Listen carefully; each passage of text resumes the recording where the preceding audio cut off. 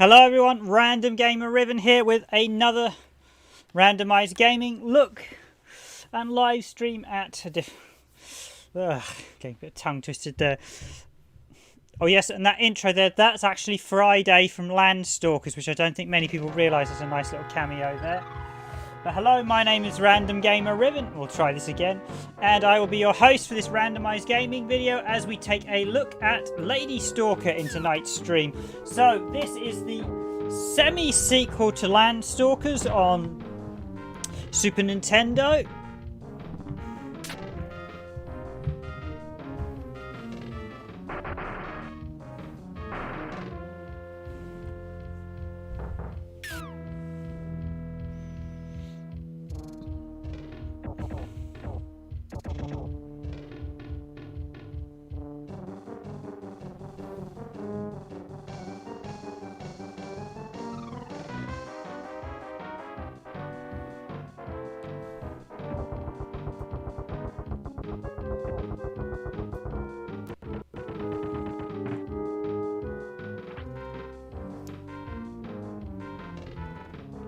This is Lady Stalker, the Apocalypse Engine.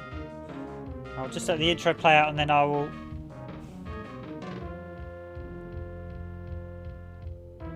jump in. See you soon there, as it says.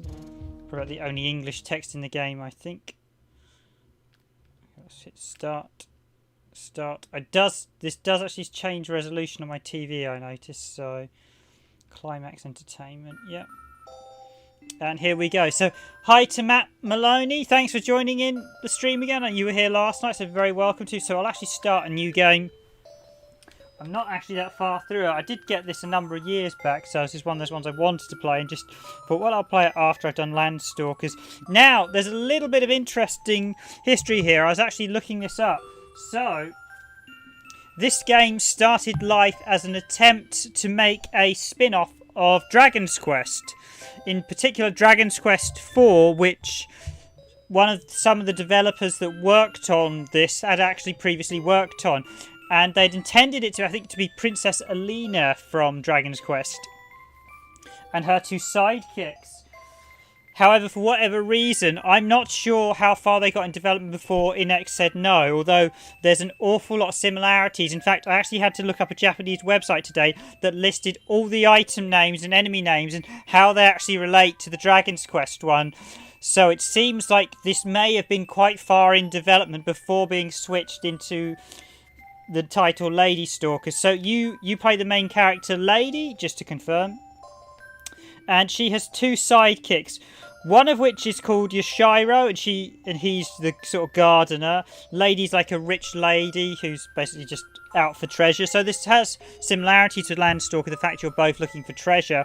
And then she also has her cook friend, who I'm not going to say his name that's listed in the manual. I'm going to call him Cooks. Let's just say they don't actually have double O's. They actually have a second C in the name. So I'm not sure if that was deliberate by someone who thought that was a joke, but yes, we'll be calling him Cooks for the duration of this story, else otherwise I suspect YouTube may not like the stream too much otherwise. If I used his correct manual name as they use it, but I think he's a chef, so I think they may have misspelt Cooks.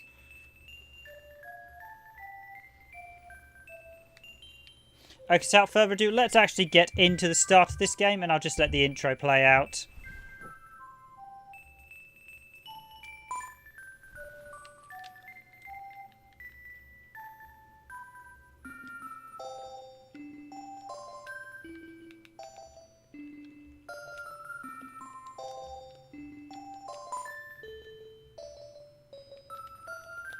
Okay, so this is the naming part. I'm just seeing quite a lot of these games allow you to name your character. She's just actually called Lady. Obviously, you're supposed to name her at this point, the main heroine.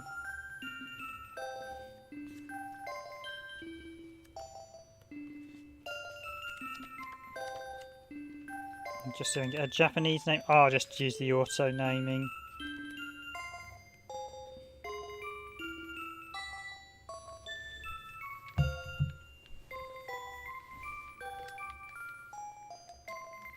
No, quite a lot of these games you can normally actually go to English characters, but not in this one, it seems. So, okay, I do have to name her then. Okay, so what is the actual characters?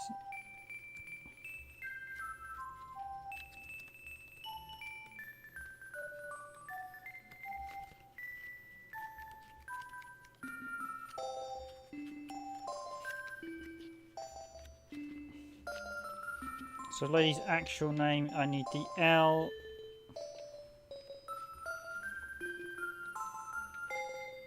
I'll just give her the correct name. It is that one.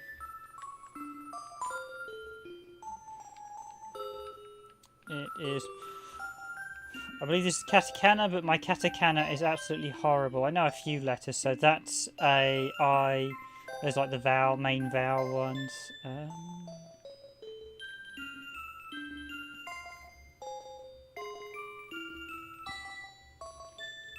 I want the T with the top. I want that one. Does that give me the... Actually the accented version of it, but I can't see the accented version here. And I want the small I, which isn't here either. Is there an... No, that's back.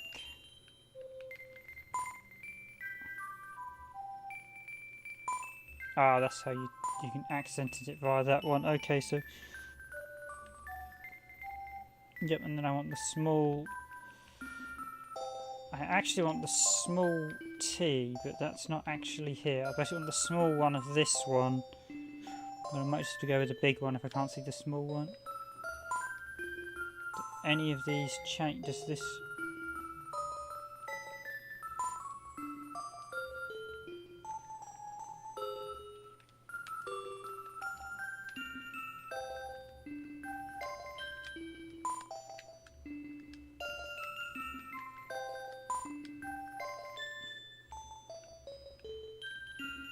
Okay, let's change the colour of the window. I'm guessing this is all the colours.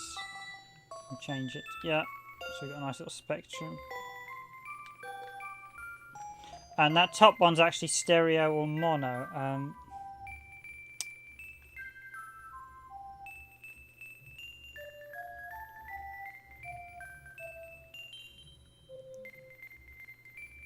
I recognise the characters from that one. I think the right one's actually stereo, but let's... I think I'll leave it on the default and hope that's correct.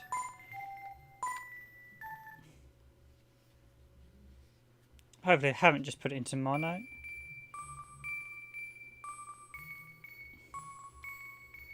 Okay, here we go with the background. It's an interesting one, I will say. It's got some interesting quirks. So, this is clearly partly a sequel to Landstalkers, but it also feels like it is a Dragon's Quest game in a few ways. There are some weird oddities with it. You can clearly see all the Dragon Quest links with how the game was supposed to be, what people basically were supposed to be a Dragon's Quest spin-off game, where they didn't get permission.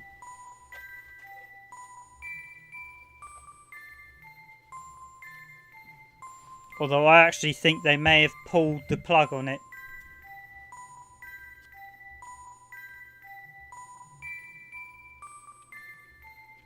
Oh, thanks. Yeah, strangely though, it's actually still outputting in stereo because I'm still getting stereo on the...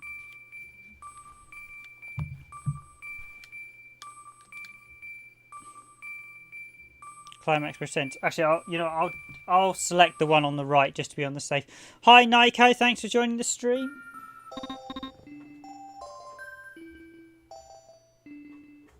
I'll actually put it properly into stereo, so skip.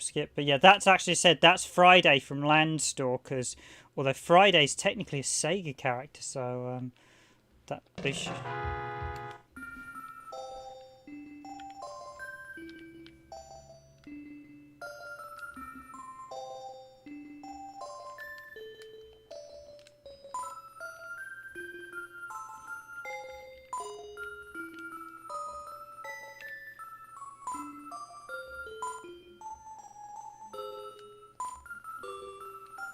Fantastic guess. Okay, so let's start again. So her name is Dot. I want that one. An accent on it. And I actually want the small T, but they don't actually have the small T there.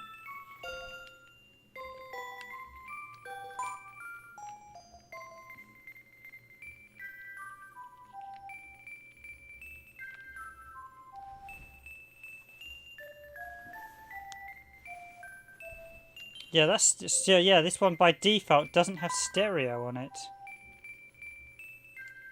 I was going to say, I thought the one on the right was stereo, but Thank you for confirming, Matt. So here we go with a very, it's a slightly oddly named game, I will say. And you will feel the Dragon Quest vibe in it. I actually found a Japanese site that detailed all the similarities between this and Dragon's Quest, and it basically just said this game was clearly intended to be a Dragon's Quest game, and it's not quite clear how far they were through before they pulled the license.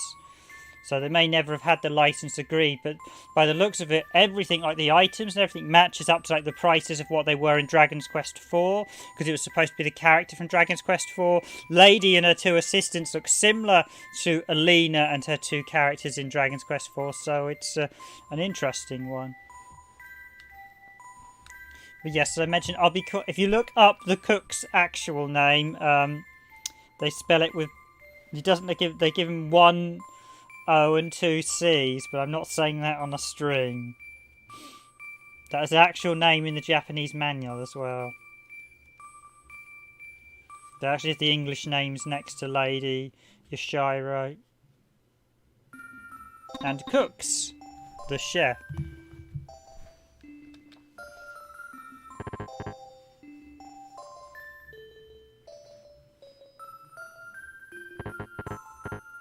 Oh nice, this is an automated bit, so I can just have a quick glass of water. So Lady's basically like a rich, wealthy family member. Yoshiro is her gardener, and I think he's like the mentor type character. But Alina in Dragon's Quest 4 had two characters. She had a knight and an older guy advisor. So, yeah, and even walked with a cane as well. Yes, Matt, this is the real cartridge. This is real hardware. I should say almost all our streams are real hardware. In fact, I think I've never streamed on games. I've never streamed emulators. I always stream real hardware. I mean, this is how good it can look with the right setup. So I'm using an open source scan converter, and I'm using my original Lady Stalker cartridge. Hence why I mentioned about the manual, because I've actually got the manual in my hand as I type or speak. I should actually try a text translator that I saw you using, Nico, the other day. There are a couple of them, so I might try and download the Android one as well and see what that's like. The one I got wasn't great, I don't think. The stream should be better tonight. I did some tests and I did resolve the issue we were having last night, so hopefully my volume's good. You should be able to hear me while I think the music was a bit quiet in last night's stream. She appears to be locked in her room.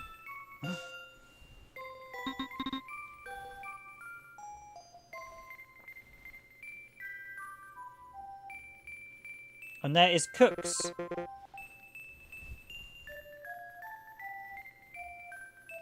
Yeah.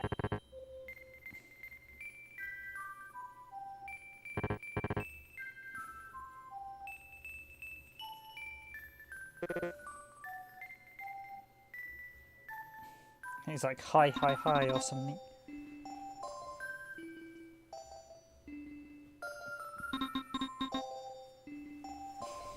Oh, hasn't she got the T as the low one? So I've got.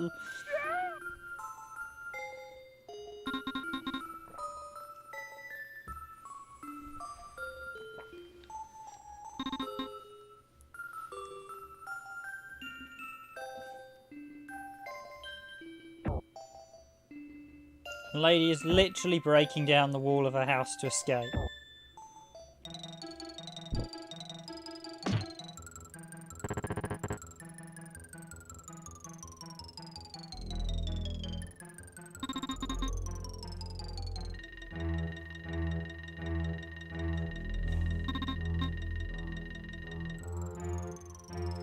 Yes, I heard that as well. It's been a while since I played this. I didn't realise I had voice clips.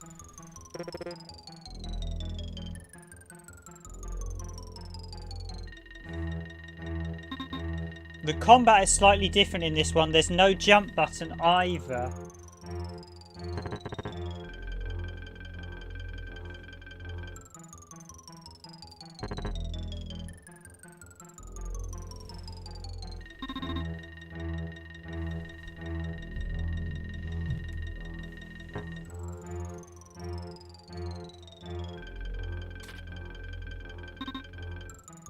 The gardener clearly knows how to use magic as well.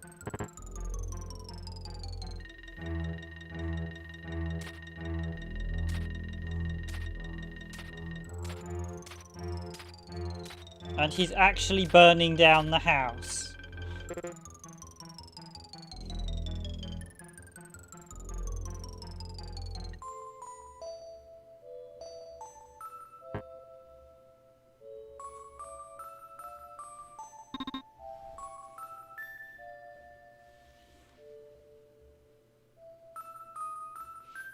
And lady just walks out.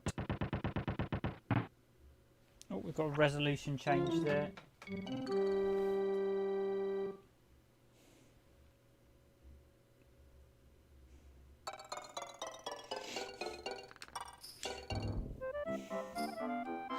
Basically, they're supposed to keep her in the... they're not supposed to kill her, they're her companions, but they're obviously trying to... I'm just going to turn...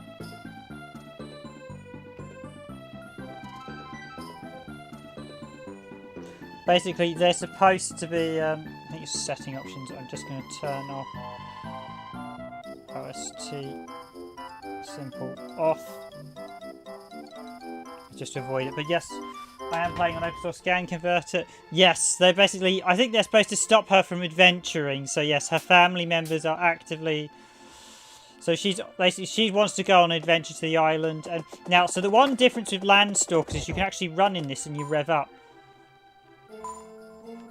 We've got equipment.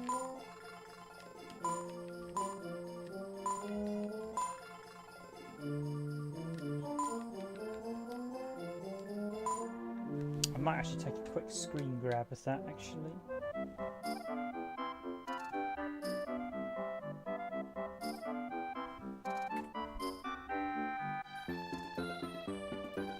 Just so I can do a very quick, rough translation of it.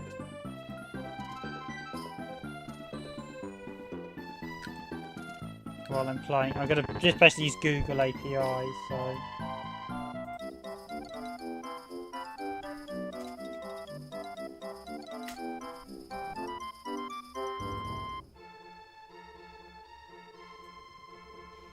So it's just some English text, let's take that, C, file new...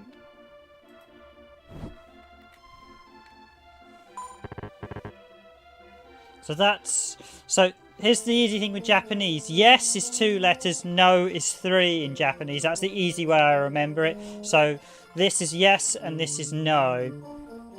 So yes. Obviously we're here to search for the treasure or something. I think she's trying to be a bit cheeky. So I'm just going to say for web.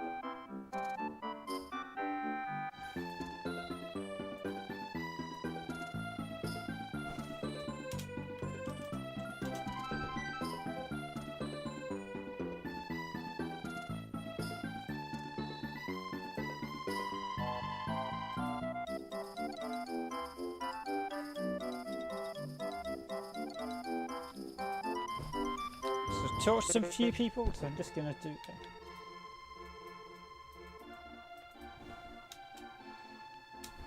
I'm just literally seeing what those menus were doing by a bit of an ad hoc Google API translation, so...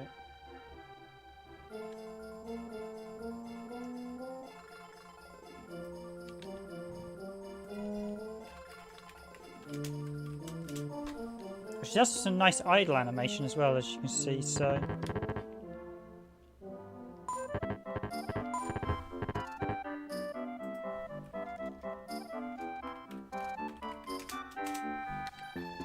I should actually try getting the... though I did see a lot of people translating via... If you didn't have a phone, they were using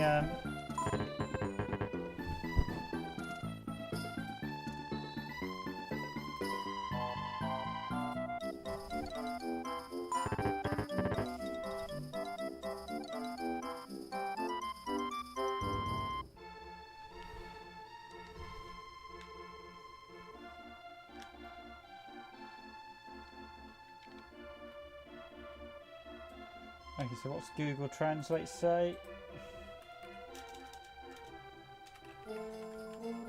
Unfortunately, Google API is quite bad at sometimes not actually grabbing the text. Okay, so here's the shop. As you can see, it's much like... You've got the various items.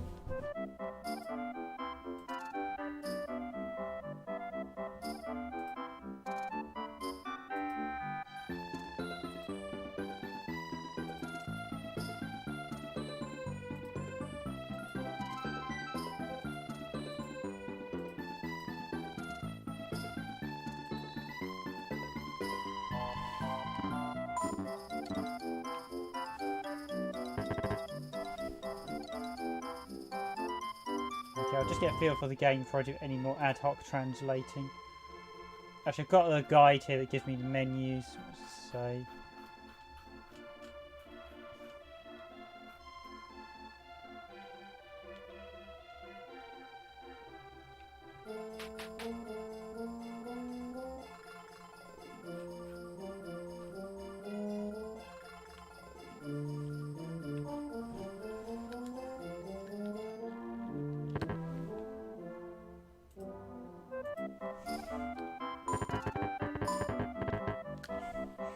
much appreciated for the the likes already, guys.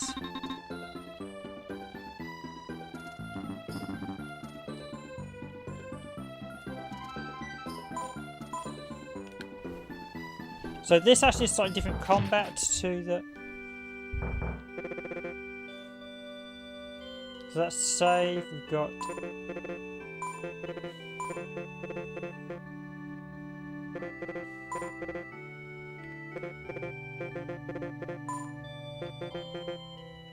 Oh,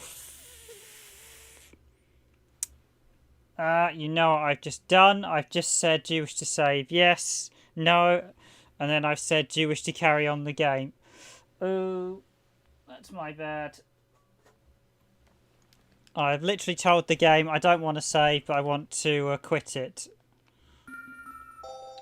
You have to watch that. Please don't tell me I need to watch the intro again. Please don't make me watch the intro again.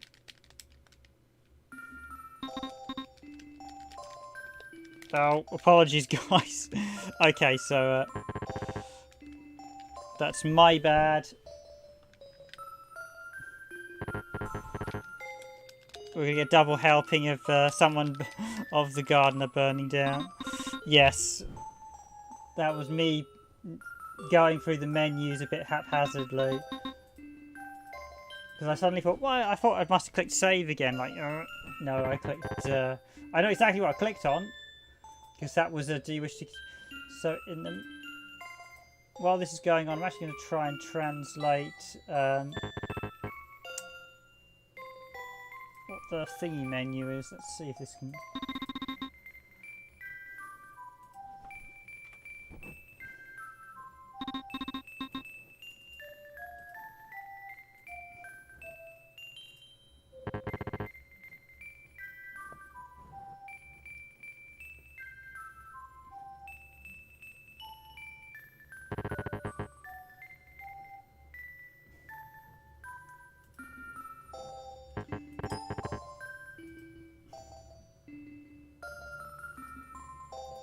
Actually, you know what?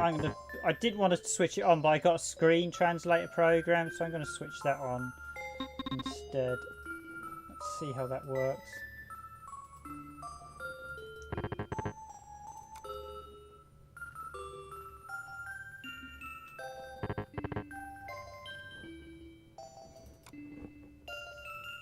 Screen translate, screen translate.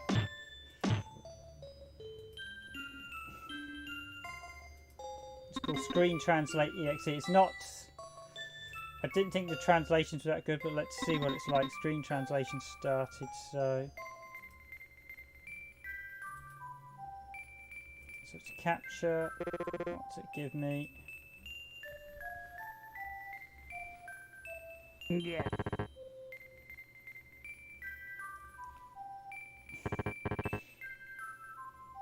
Okay, this screen translation program, of course, absolute rubbish. It just mistranslates everything. It's changing the text, so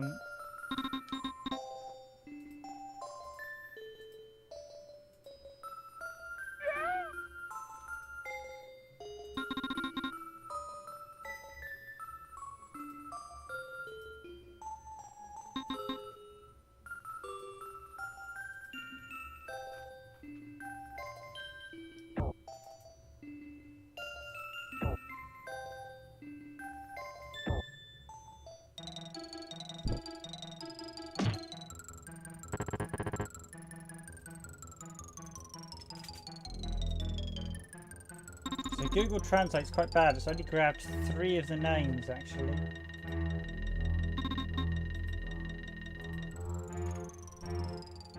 Luggage is the first one. The fourth one along is steaks.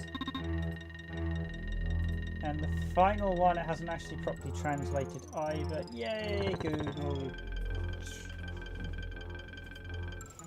Yeah, so even using Vision API, sometimes the translations aren't perfect.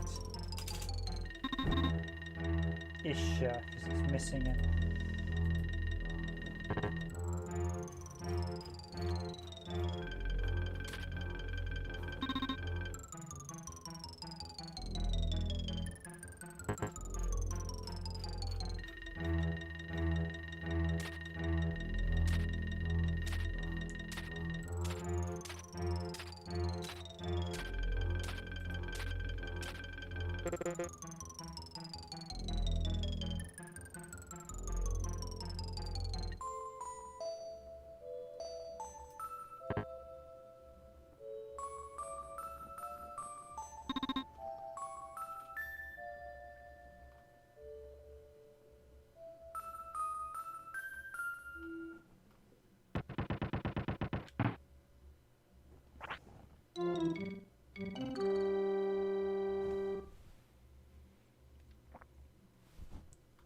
Okay, yes, so the field menu here, this translation guide's got them.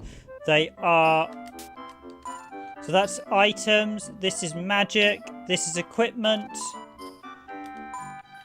This one is status. Yep, that looks correct, that makes sense. And this is command for your allies, so that's how you issue...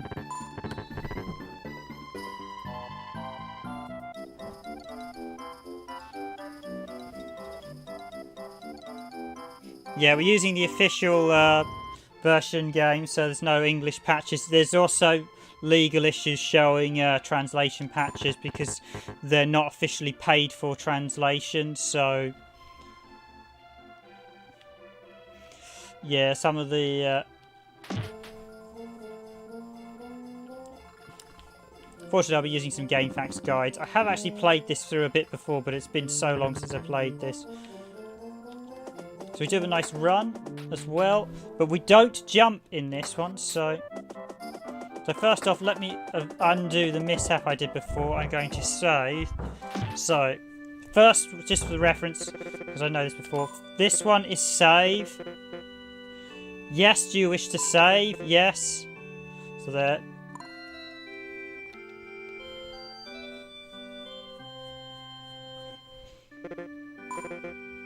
And do you wish to continue the game? Yes. Which is why I said no before. Okay, right. That's that resolved.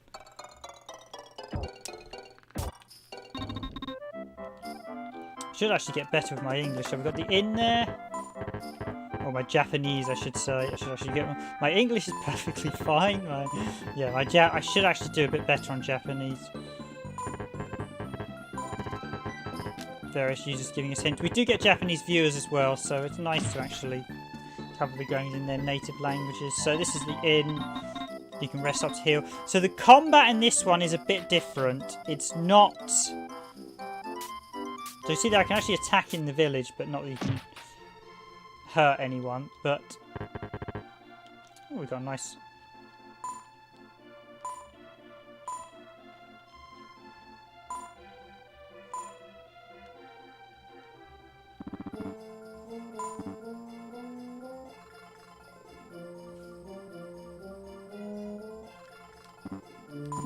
Buy anything just yet. Let's see what that shop actually sells though.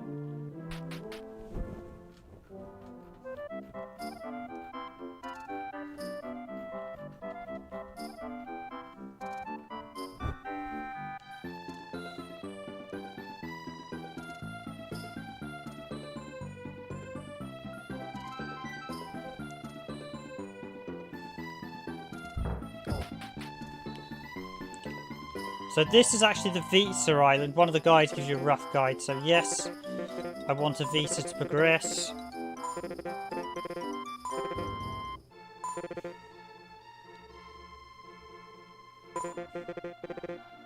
And I think we get it to do a trial. So like Land Stalkers, we're actually on a island. The one key thing you can't do this is jump. You do have a run feature though, and you can charge up the run as you go, so you automatically go up.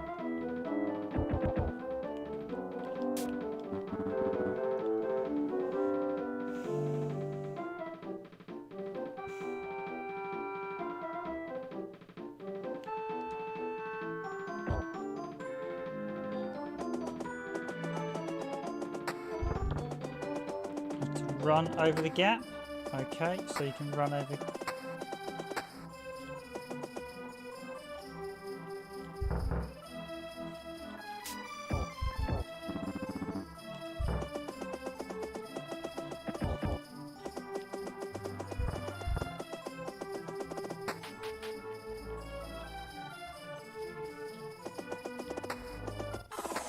Here we go with the battles. Now, a lot of these enemies do look very similar, as I mentioned earlier, to Dragon's Quest enemies, because as I said, this was originally planned to be a Dragon's Quest spin-off by all accounts.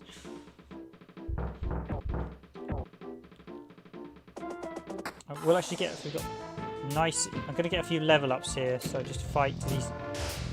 Literally, we are fighting tomatoes that look very similar to slimes from Dragon's Quest.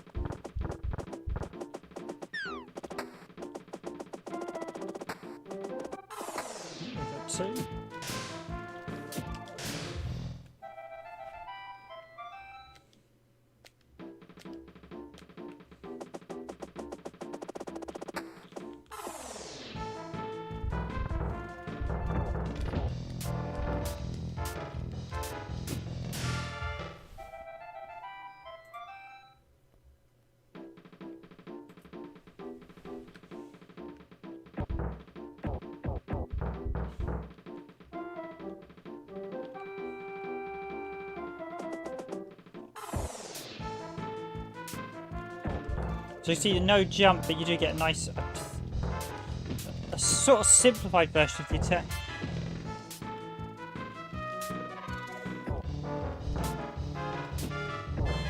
Yes, it was only, there was a sort of mention of it on Wikipedia, and then I looked at a load of Japanese websites and did some Google translating, and basically most of them seem to confirm that, although I think a couple have said nothing's been confirmed, this was planned to... the lady was planned to be Princess Alina and her two sidekicks that I mentioned in the description, their names. And if you look at the three characters, they do bear a lot of striking similarities. Certainly the two sidekicks look very similar to their Dragon Quest respective characters, so it's quite interesting.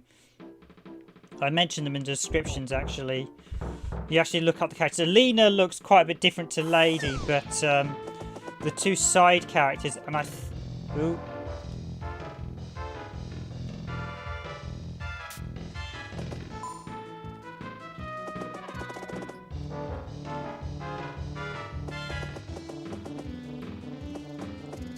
Okay, Tomato, I need you to come down here, else you're going to cause give me a non-progression.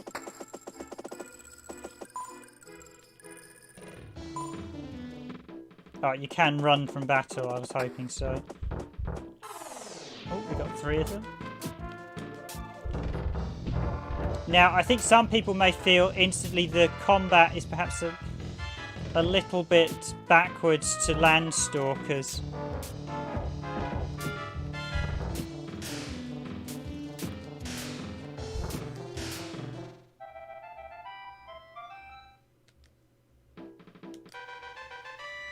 Is that a level up? Yep, we've gone up a level.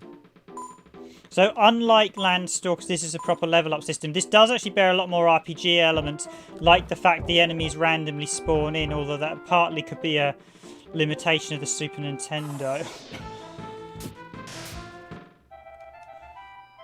You have that weird...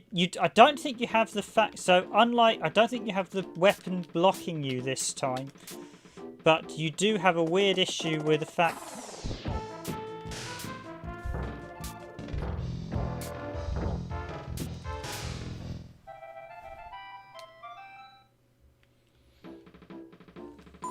So if I check status, can I see the next level up?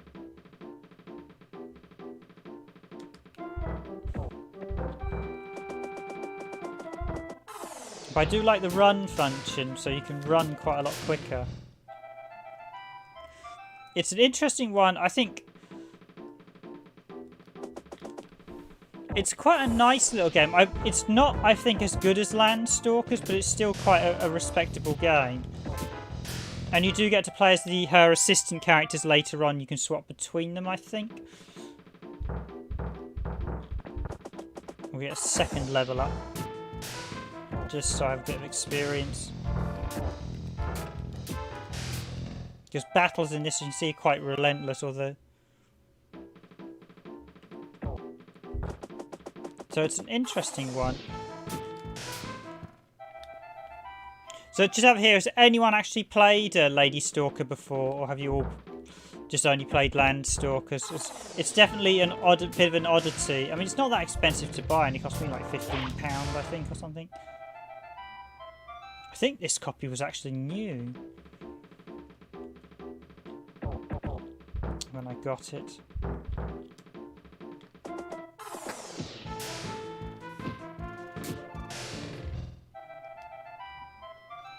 There's another great isometric game on the Super Nintendo is Equinox, which is fantastic. I should be near another...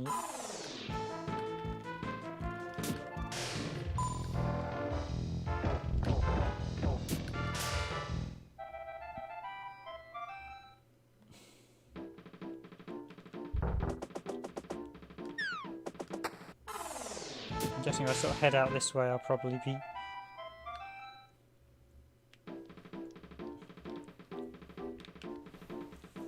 Apparently, the intro in this of her knocking down the wall is actually very similar to Dragon's Quest IV as well, where the same thing happened. Equinox is a fantastic game.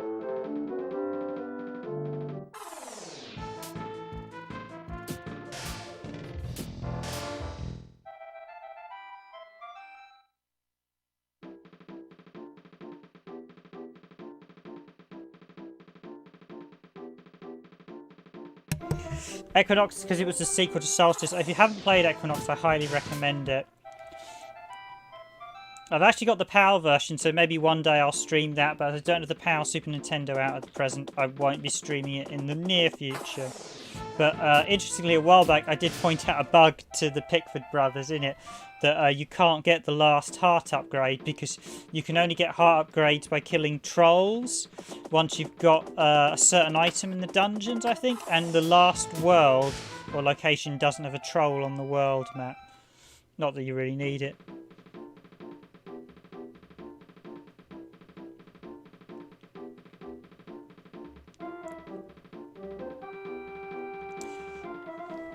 No, I think you're right there, MSD. I think the British really were pioneers. There weren't that many Japanese games, I think, with it either, because you had, like, the original Batman, you had Head Over Heels, you had the Rare games as well, like you said, Knight's Law.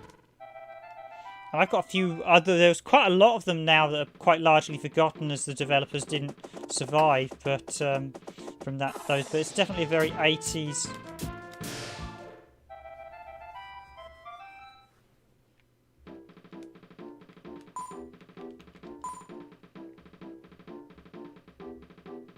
Experience 41.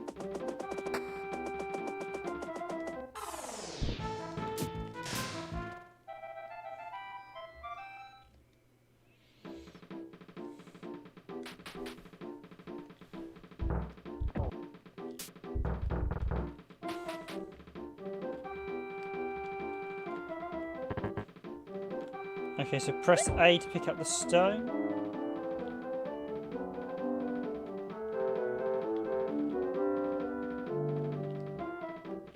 Oh, and I've got to pop it down and jump on it, haven't I? Yep, so that's...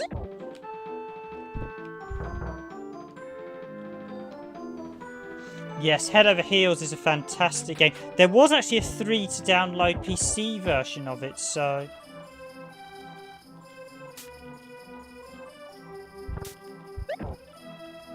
that I think got the approval from the original developers, so I do actually have that one. I could always stream that at some point, if that version works, so... I got to put...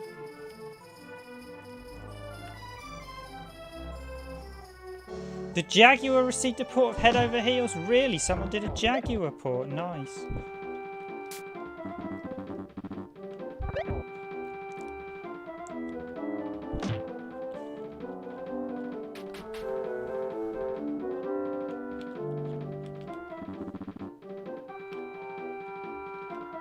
Telling me to watch my steps. I will say the diagonals are a little bit irritating.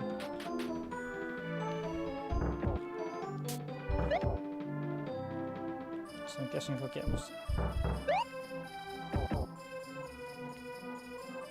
Snake Rattle and Roll, yes, yes. Snake Rattle and Roll is a very good rare game.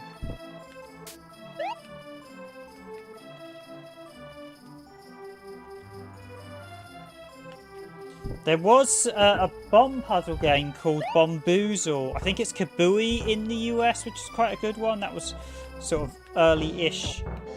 I've actually got... We covered the US version on the channel. But I will... Seeing as I had quite a few people ask for Dark Saviour, I will do Dark Saviour Thursday. So I think I'm going to stream Monday, Tuesday and Thursday. So...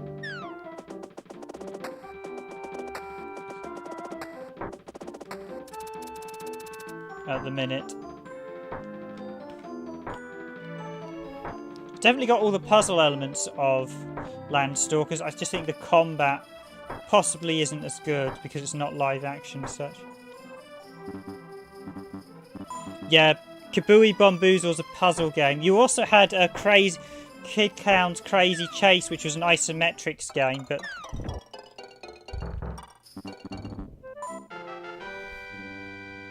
So I'm guessing that's me who got the visa.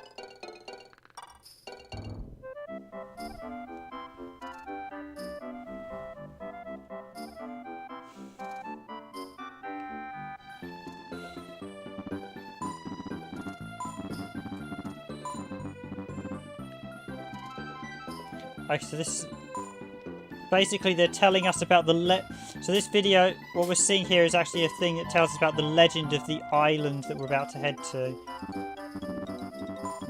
Now, that is the tomato monster we saw. That, if you slightly reskinned that, that is the Dragon Quest slime. In fact, I'm suspiciously think that this may have got quite far into development as a Dragon's Quest game before Inex pulled the license on it. But that could be a Dragon's Quest slime very, very easily.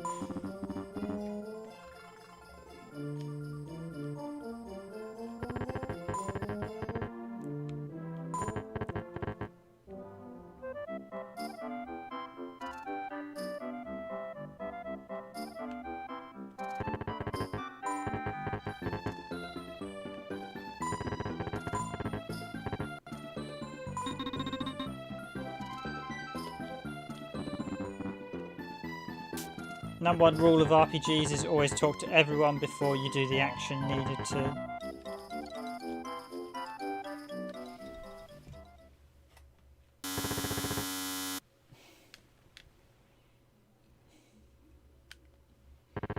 That didn't sound quite right.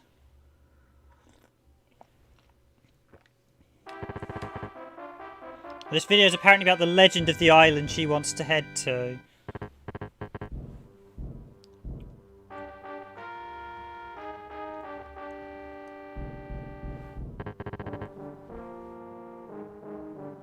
Oh, that's the bat creature silhouette from Dragon's Quest as well. I think this must have been...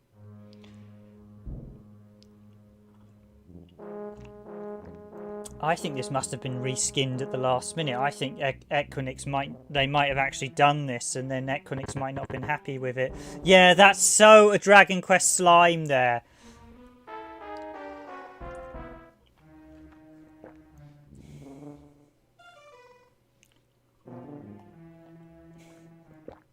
It's Batman. Yes, Batman.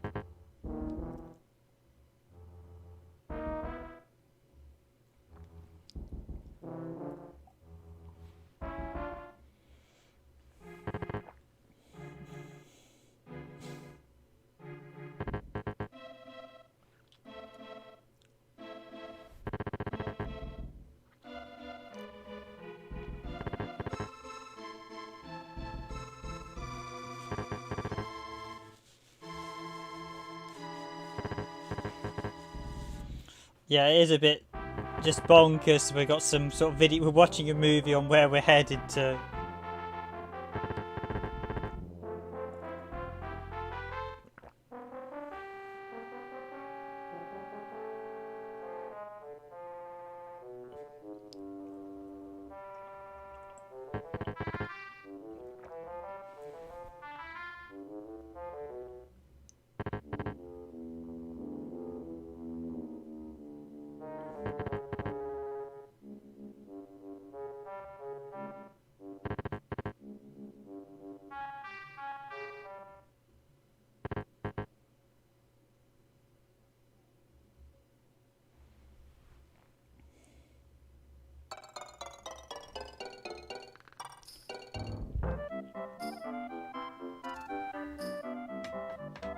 So yes, the movie is over. We can now begin our adventure.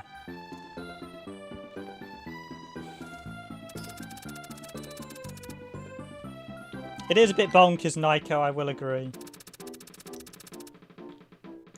I think we now have a passport to explore the rest of the island.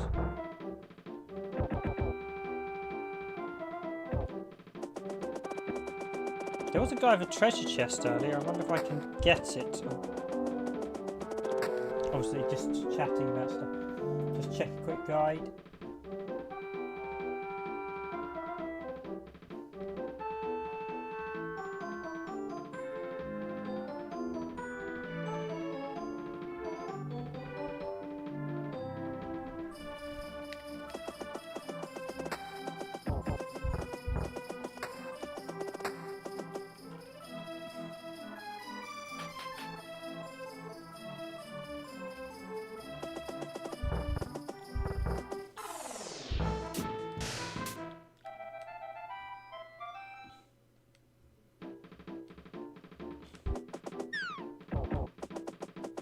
This guy over here did have...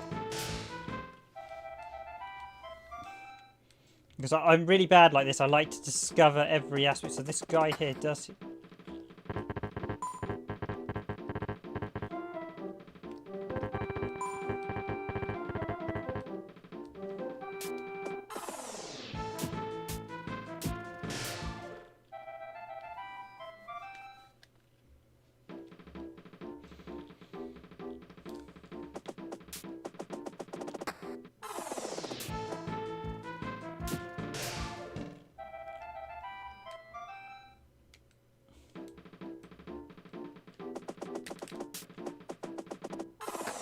I'm wondering if you can vault.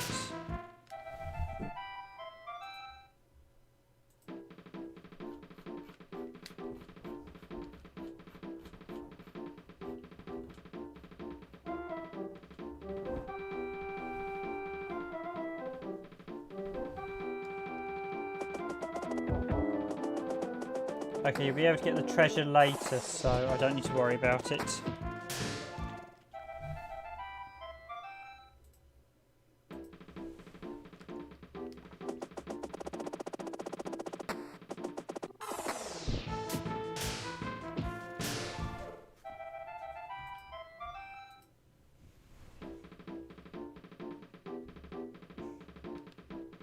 Yeah, it does look like Akira Toriyama's imitation. That guy in the yeah, a couple of them sort of like in turban hats, so it's a weird sort of culture. But yeah, as MSD says, it does look like they're trying to imitate Akira Toriyama's art style. He was the guy that actually did Dragon's Quest, or the artist. Basically, he was the Dragon Ball Z creator, and he did the artwork for the Dragon's Quest series as well.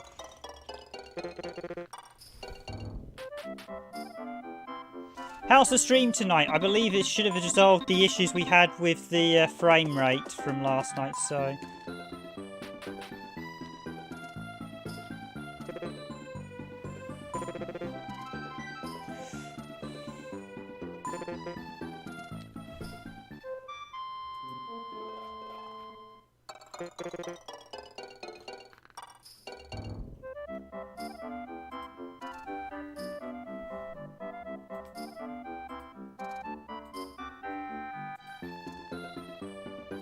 There is 2 guides on GameFAQs, and literally I've got them both open as I speak.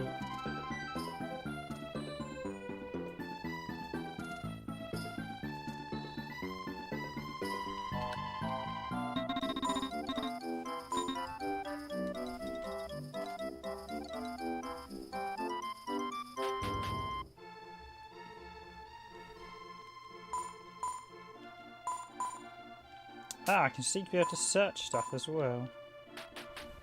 So gifts or presents?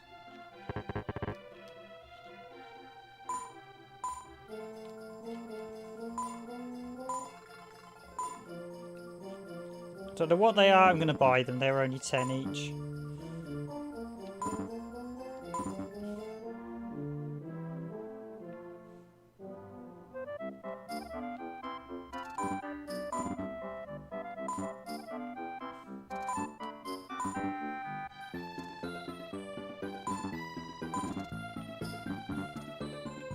So that's buy, that's sell, and this is exit store. Goodbye.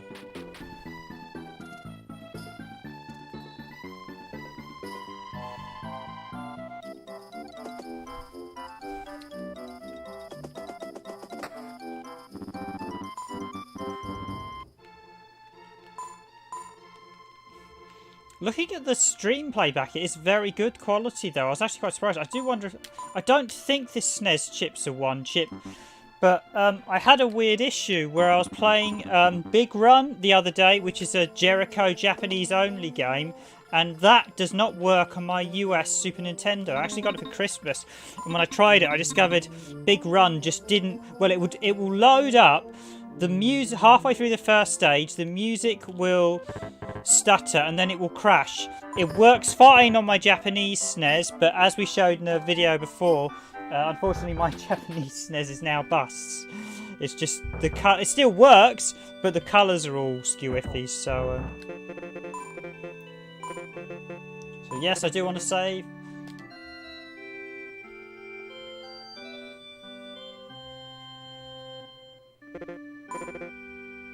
And yes, I do want to continue my game. This is definitely an odd one. I realise that I expect most Landstalker fans won't have played this, but I certainly recommend it.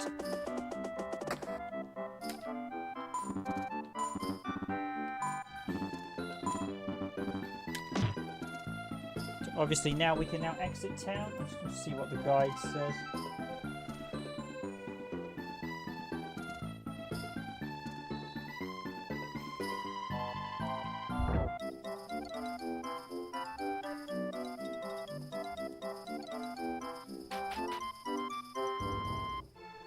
Okay, that is actually a whip, I believe.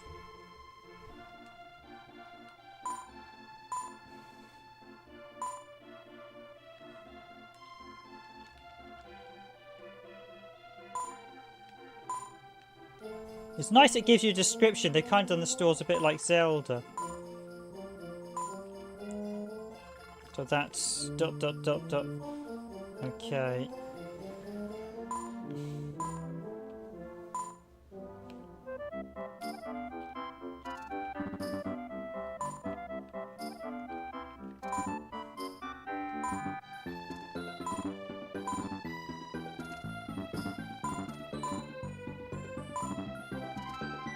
Yeah, I'll buy, I think the blue potion's the healing one, so just...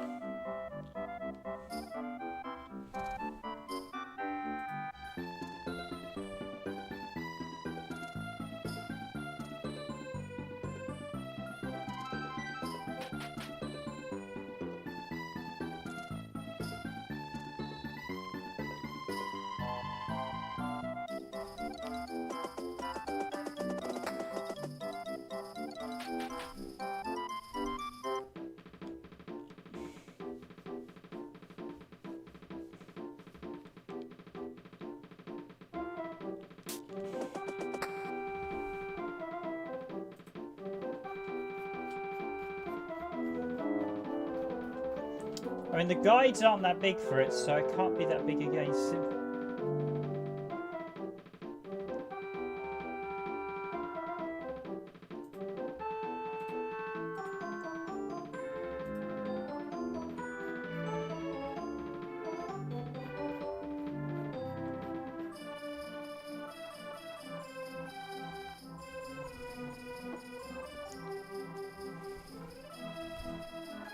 Shining ball locations. Oh, so there are a few collectibles. So there is like a world map.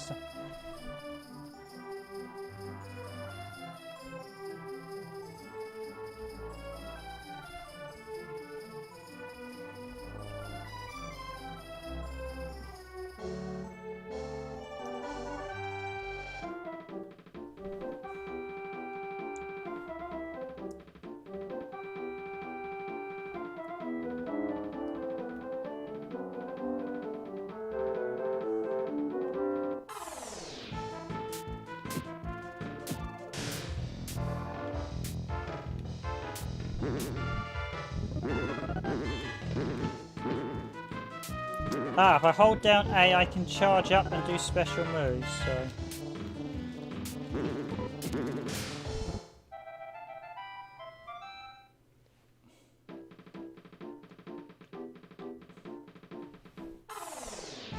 I will say the battles are quite... So I'm actually heading to the river town now, based on what these guides are saying. Basically, she's also, like Nigel, she wants to get out and find a new treasure, so... So she's also a fellow treasure hunter. She does actually appear in Time Stalkers, so...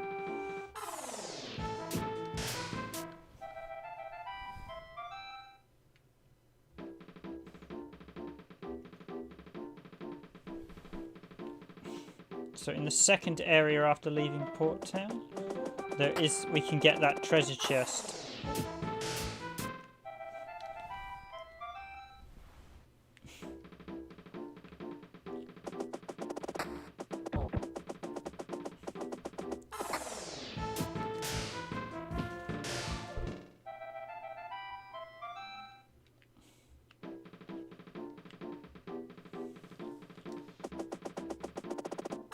She does actually get up to speed when she runs as well.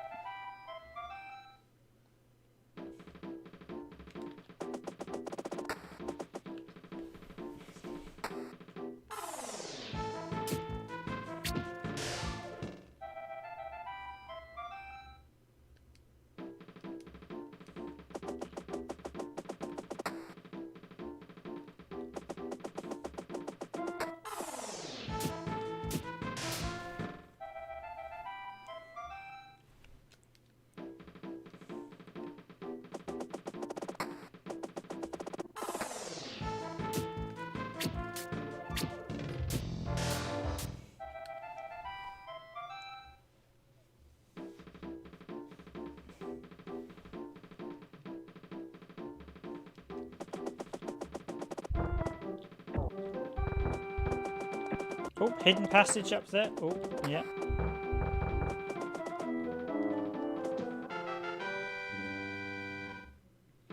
Okay, that was the item I'd previously got. But yes, hidden passage if you go up there. So this is a secret. This, I think, is the chest in Port Town. The chest from the river.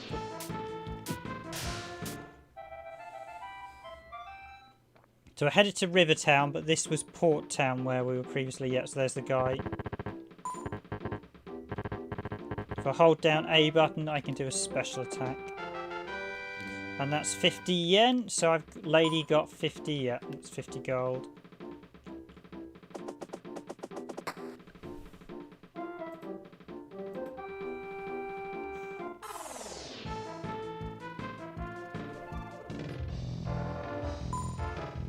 I see 2 guides for Lady Stalkers on eBay. Yeah, there's probably a few Japanese guides.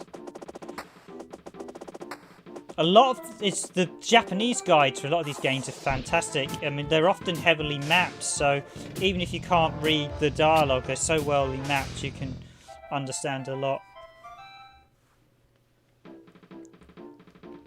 But yeah, one way I did see people were doing translations to use an Android emulator on PC, so I might try that method as well.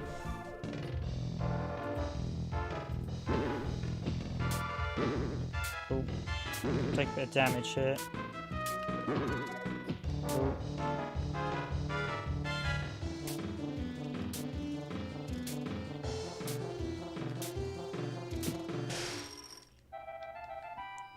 I can head back to town and heal up. That was quite nasty. Yeah, I've got the Shining Force 3 guidebooks, and they are fantastic. I actually have a couple of those. I have a Tactical Ogre art book, and some of them, the Japanese ones, they're really, really nice. They're so much better than a lot of the guides we used to get in this country, here in the UK. I suppose the Prima and the Bradley Games ones are alright, but the Prima ones tend to be pretty rubbish. As I said, they're new and in nice art. I mean, I've actually got the Shining Force 3 Encyclopedia, which is an art book come guidebook, and it's lovely.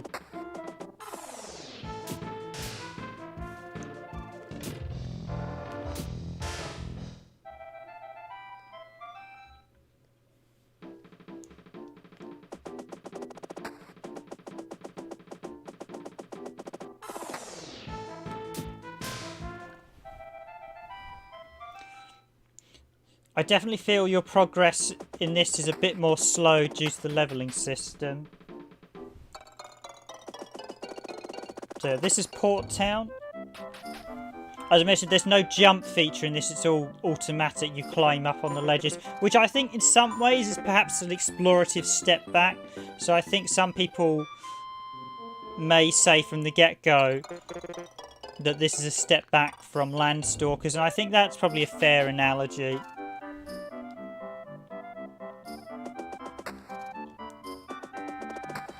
But it's definitely, I think, an interesting game. I mean, what I played of it before, I got about a couple of hours in, so... Actually, I'll just go save before I venture out. Oh wait, did I just run into that and took him out? Yeah, I seem to...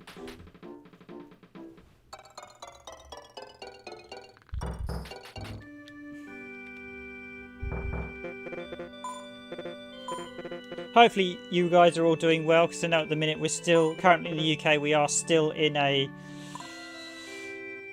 lockdown, so to speak, here in the UK. So that's one of the reasons I thought I would start streaming again.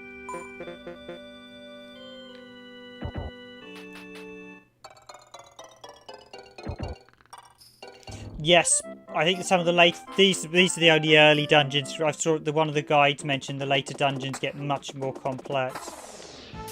Oh, I can actually run into them as well, so...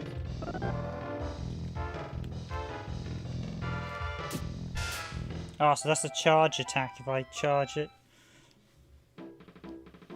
Yeah, I think the later dungeons... Were you here at the start, MSD? Because there's an attract sequence, and that shows some quite interesting dungeons in the attract sequence. Of course, this game, that opening section is purely a tutorial bit. This is probably actually a slightly stronger...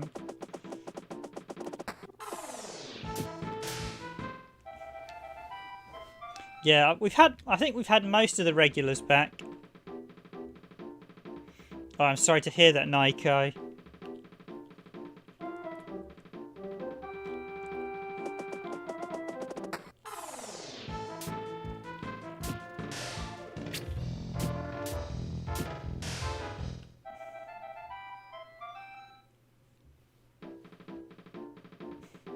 Yeah, basically the attract shows like some of the various dungeons and stuff, so... which is quite nice.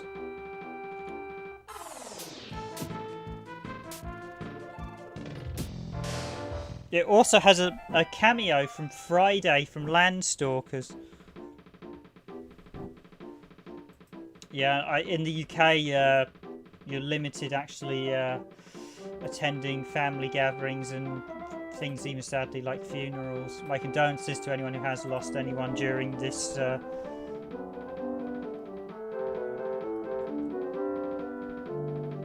tough period for everyone.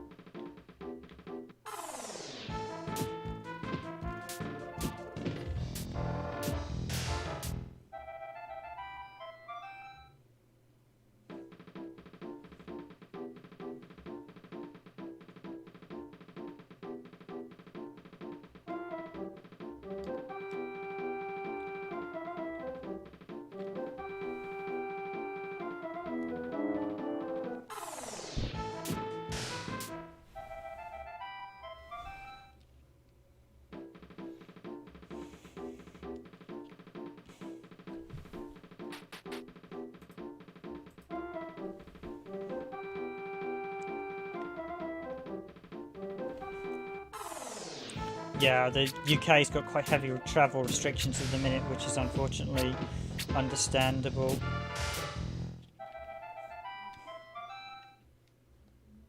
I'm not sure about Europe, but I think Europe's got very heavy travel restrictions as well at present still.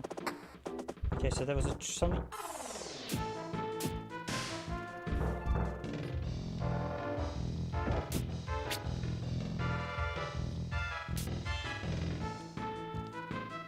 That thing reminds me of Flutterby, actually. Yeah, so there are a few issues where the enemies can basically be in areas that they can be a bit of a pain to hit.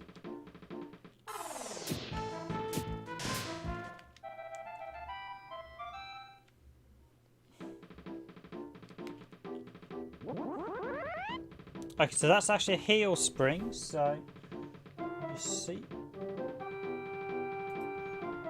By the way, I take it the volume's okay. I think the game volume last night was a little bit quieter than I'd like, but I don't want it too loud so it's obscuring my voice. This one's actually a bit louder, actually.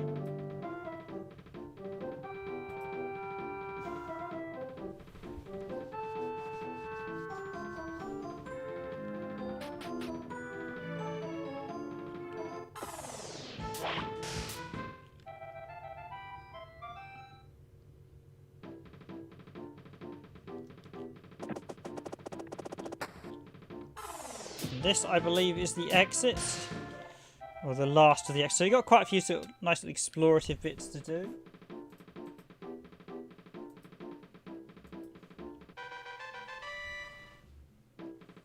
Okay, I've reached level 4 as well.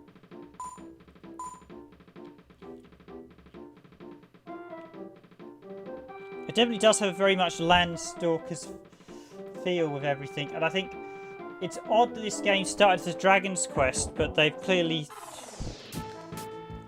Yeah, they're the mallet guys from Dragon's Quest. I'm looking at all these enemies and realising almost all of them have been weirdly... They look almost like they're reskins. There's like an enemy with a mallet in Dragon's Quest. Almost all these enemies resemble... They really closely resemble, which was what one of the Japanese guys was saying. Oh, we've got a signpost there, much like... Oh, it's even the same arrows as Landstalkers. Oh, wow. And there's the cat enemy as well, which is vaguely familiar to the cat... Oh. Shit, what's the cat enemy done to me?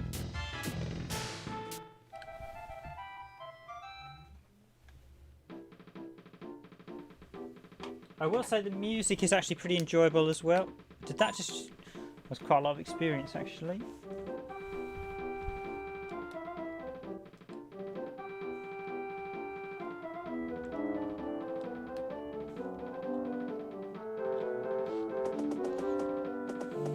So I think I'm near the town now.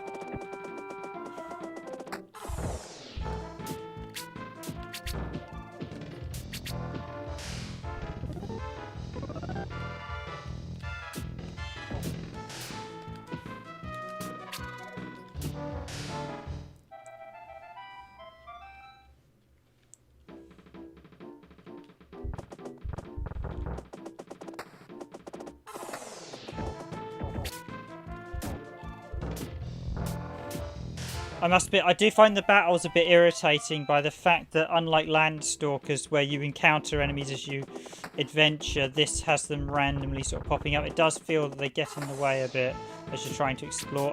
I'd much rather prefer... I don't know why they chose to do that, possibly as a homage to if this was originally started life as a Dragon's Quest random battle. Or perhaps... possibly due to the SNES limitations, because the SNES is notorious for having issues when it's running low on things like RAM and stuff, and often introduces quite a bit of slowdown. So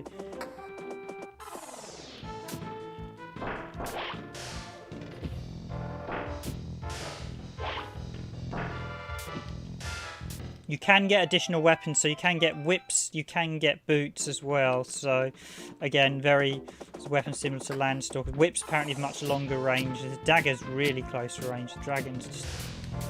dagger's really not ideal. It's... I mean, the people complained about the range in Landstalkers. The dagger has even worse range. You've literally got to be up to enemies at point blank range in order to engage them. Oh, there's a secret path up there. Did I miss that? I do like the explorative function though. That's good. That's returned from Landstalkers.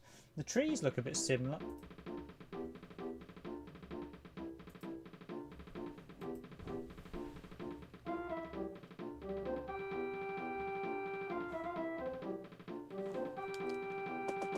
Yeah, you raise a good point there, Nico. The fact this wasn't on the Mega Drive.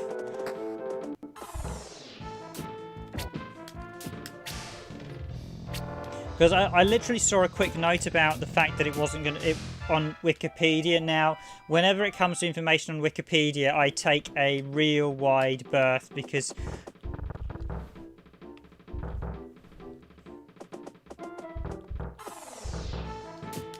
the information on that can be a bit hit and miss. But when I looked into the Japanese stuff... it's one of those ones that I thought, yeah, I'll look further. Hi, Shinobi-wan, thanks for joining the stream. I've got quite a few guys from last night's stream, so I will do... I can fall down here. Secret passage? Yes. So this is quite a few changes to... oh, is that just a shortcut there? Yeah, it's just a shortcut route.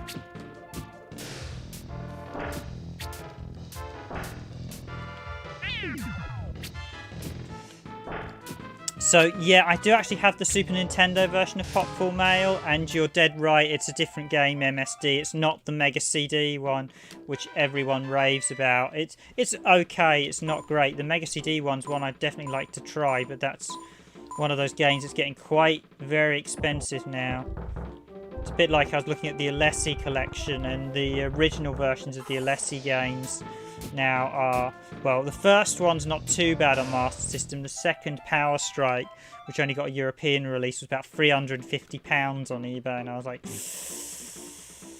So I'll definitely pick that collection up though, because I quite like to try some of the later Alessi games. But yes, this is Landstalkers. We've done the start of this already, Shinobi Wan.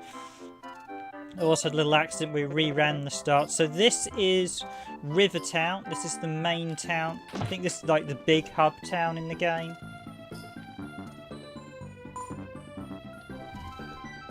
So let's essentially see what the guides say. Apologies guys if I don't reply to your messages straight away. I'm just reading up what I need to do.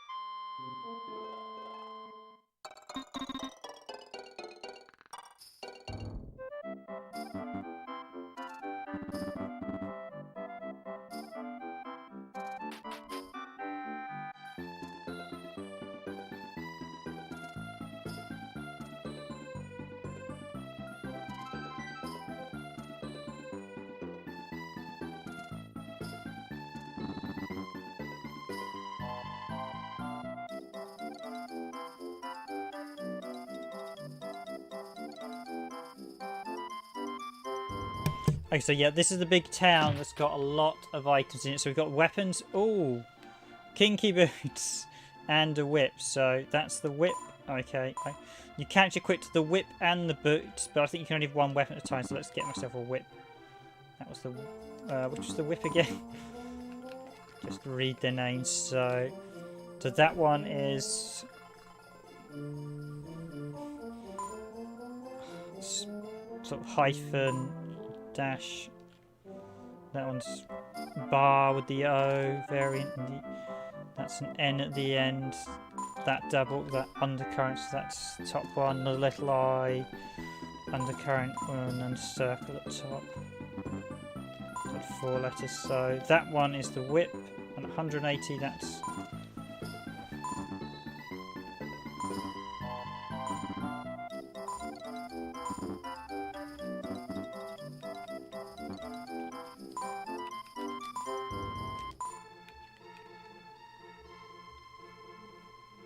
Oh, she quits it now, so that... Oh, I can quit the whip and...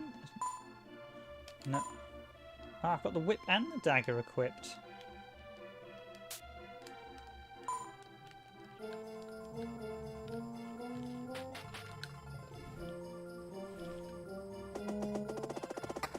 I'll just quickly try out the whip, see how it works.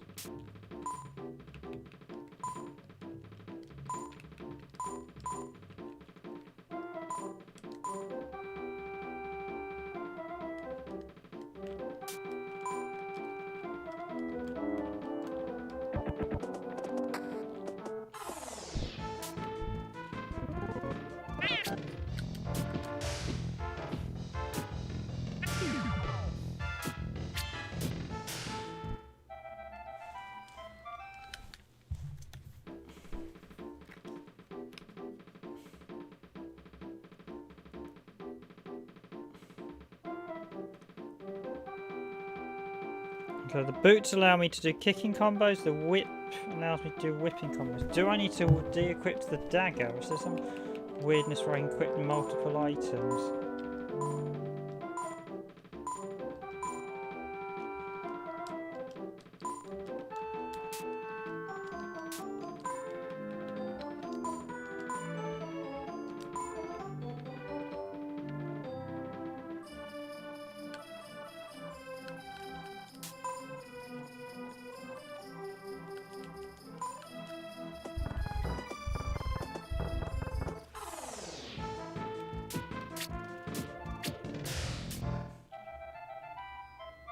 Well, I'm definitely doing more damage at least to them.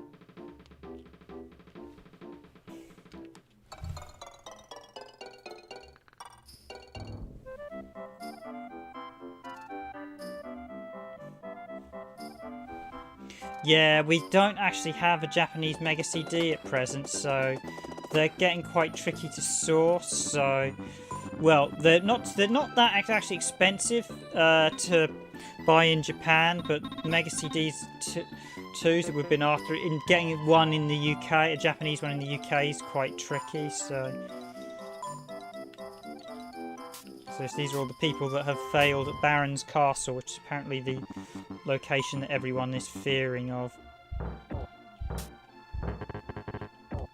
Yeah, the whip should actually have different animation because there's all the whip moves in the manual and all the kick moves in the manual, so...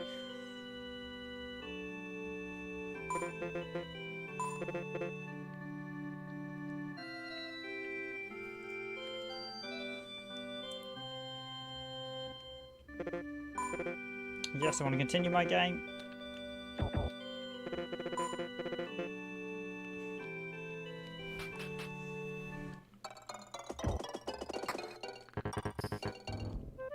So I need to speak to this guy. This guy's actually going to sell me an item. This guy's known as Bob.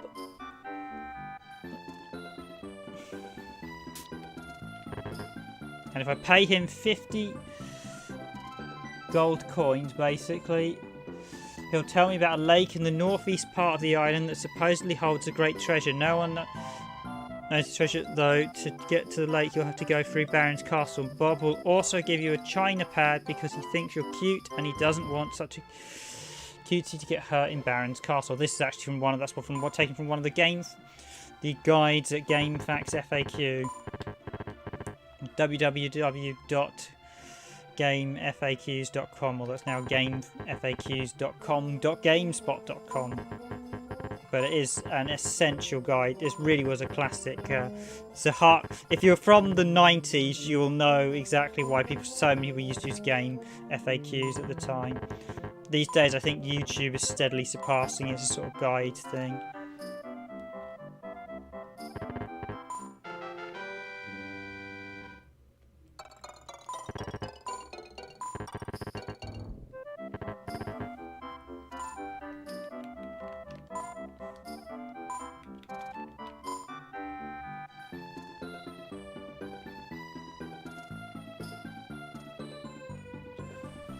I'm just saying, how do I activate the whip? What triggers the whip? Do the guides mention?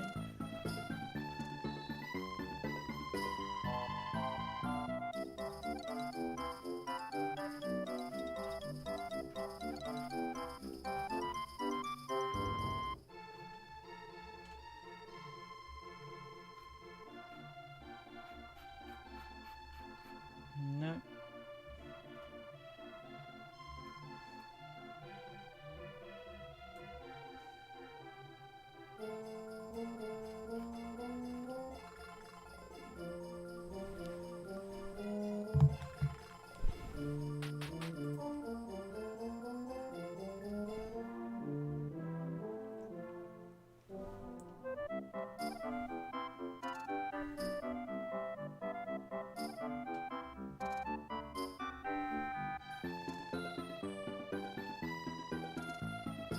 Oh, whip's a special attack.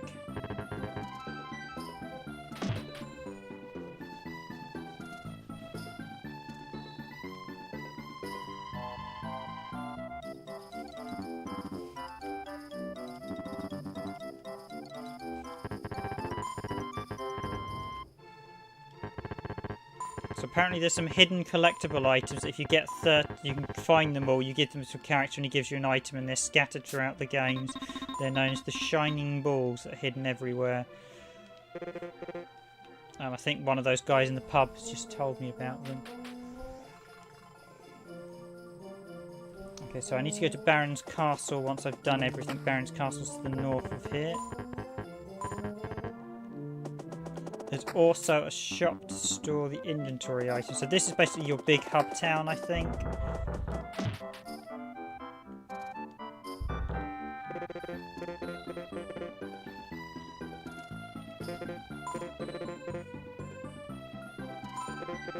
Okay, yep, so this is the storage to deposit items. Let's keep...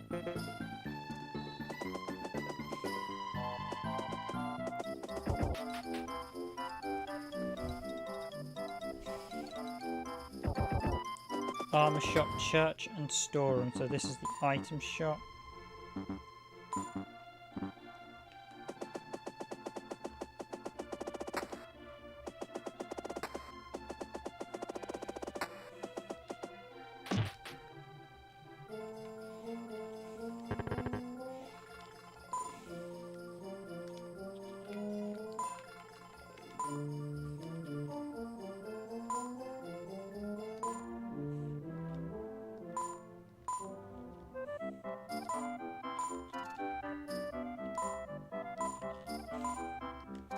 So that's the weird kicking one at Oshino. Okay, so it's something or something. So that's the hat, so let's buy the hat at 65.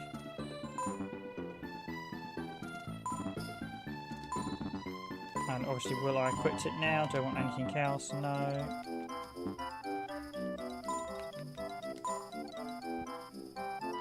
So now the hat, obviously you don't wear items, sadly.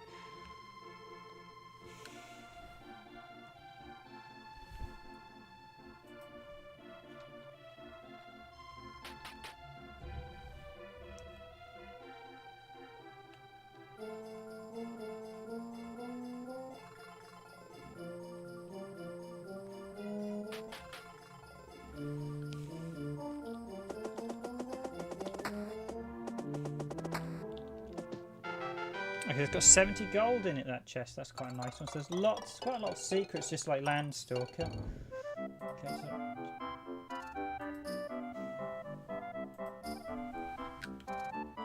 Yeah, game FAQs are still really good. There are still some modern guides being done for it, so...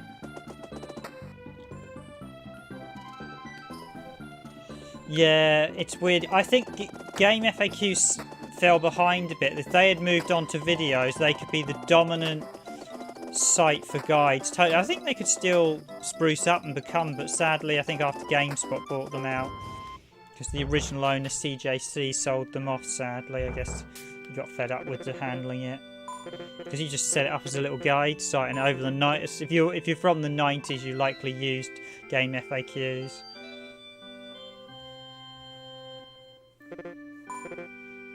I mean, it used to be cheat sites like Game Sages as well that IGN bought up and then dismantled.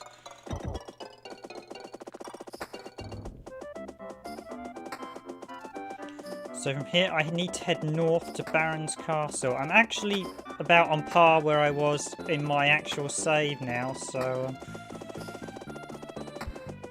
I might keep this save.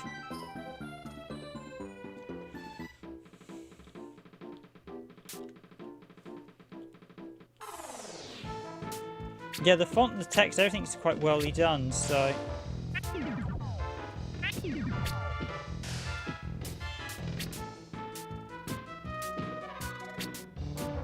Oh yeah.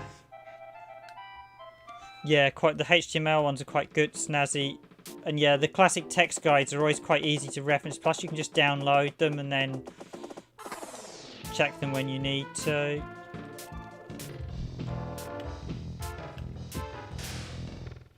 But sometimes it does help having pictures as well, because I know myself, sometimes the way people describe something and you'll go, okay, well, what they describe it one way, and then when you look at it, you're like, no, I would describe that completely different.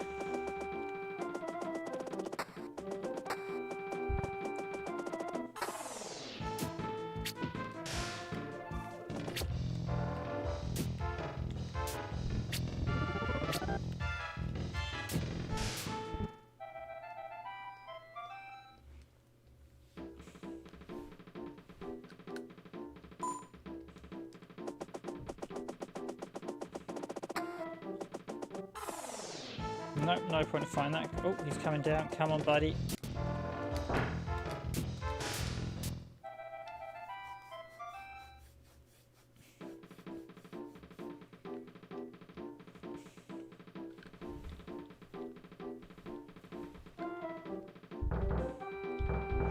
Yeah, kind of agree. Sometimes text guides for like something like this are great, so it's quite easy to read. It's just synopses of where I need to go or what I need to do without too much.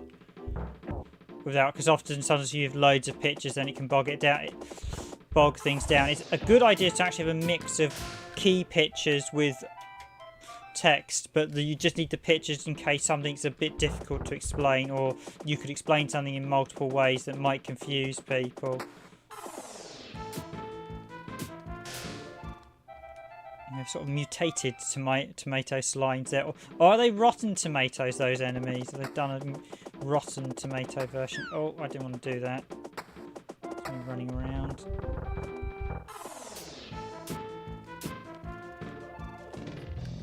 Oh, that's block. She can block.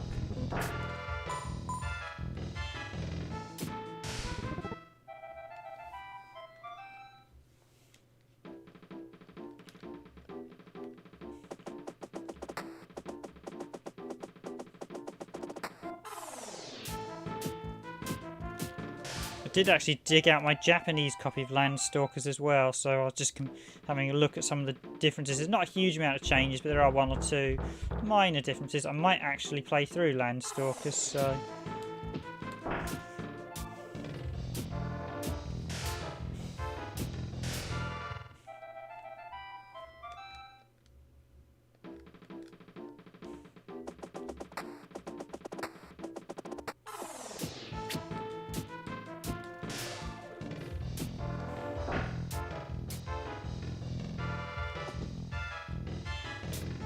That's cool. That's cool. MSD, thanks for joining the stream. I will do Dark Savior on Thursday. Take a stream at that. I know this one's definitely a bit slower than Landstalkers.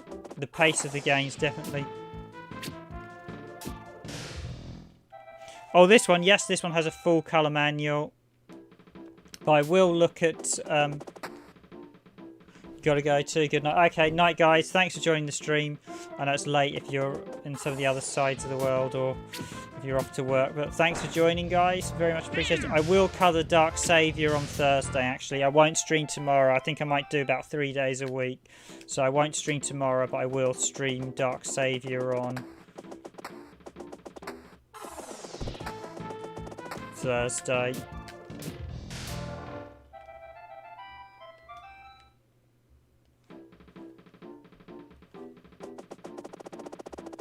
That's cool, guys. Just make the streams you can do. I know not everyone comes to every stream, but it's just nice to have people coming back and forth. I know we've had most of our regular streamers, the viewers, back over this year. I've had one or two I haven't seen, but I'm sure they'll be back.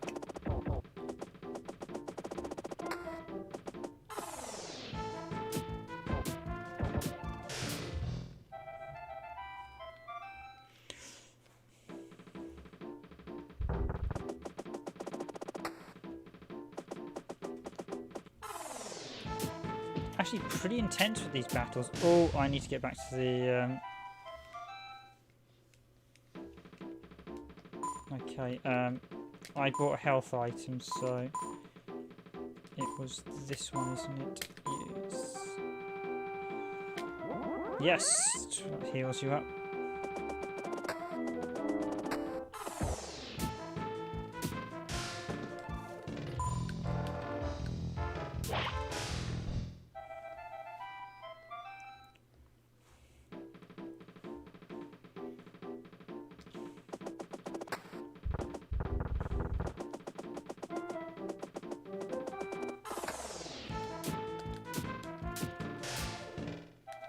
Definitely a lot slower pace than the previous Landstalkers games.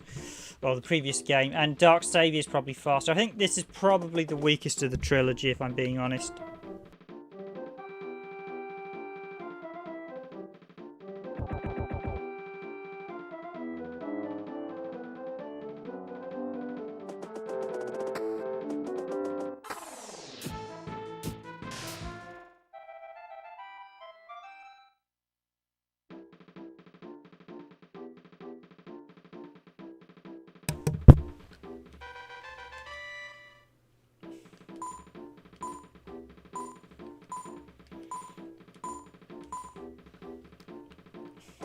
Okay, 5 goals. Stats up. I'm probably gonna... I'll see if I can get the boot.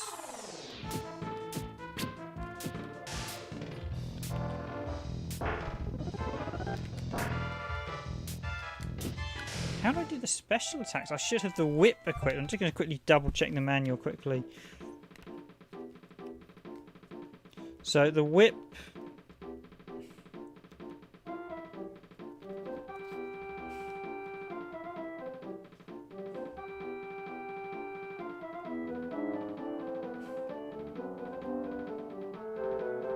Maybe I'll try one of the boot items. Unless I need to learn the attacks.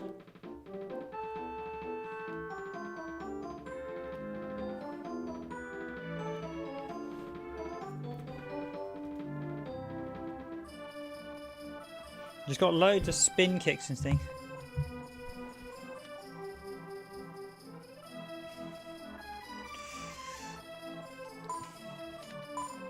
Yes, you are correct. That's it. Basically, it's a potion in this one, but you are correct, Shinobi Wan. That is some sort of potion that you use up in this one. So, just trying to work out why I can't use my special attacks. So, that's the whip. So I unequipped it.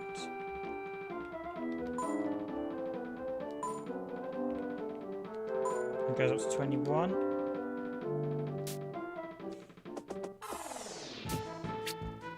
So she can block. Y brings up items. Maybe it's because I haven't got any special attacks yet.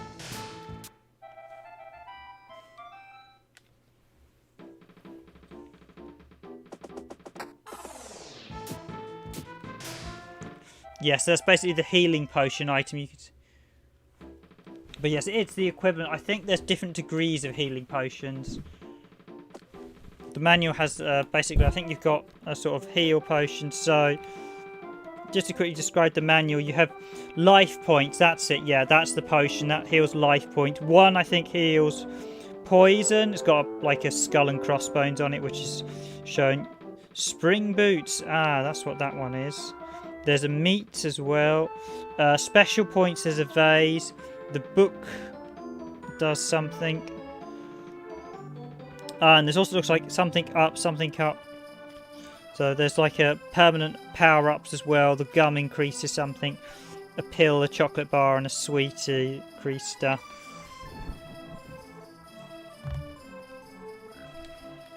And she does have some quite wonderful idle animation. I think I'm going to level up a little bit before I jump. Oh. Oh, look, we've got to this Baron's Castle. This is north to Baron's.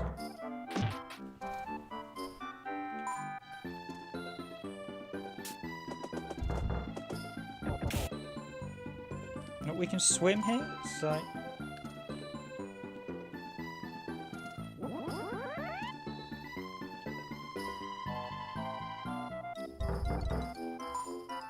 That just healed me up. Obviously, this is some sort of healing spring. We have a locked door. Let's see what the guide is saying.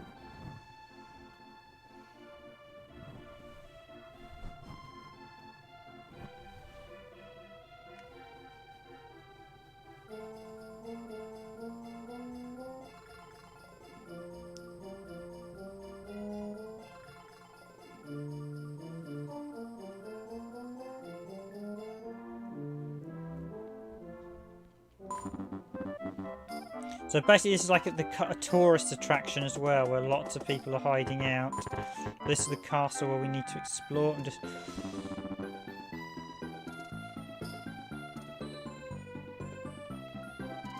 Okay, I need to actually buy a ticket to the castle as well, before I can enter.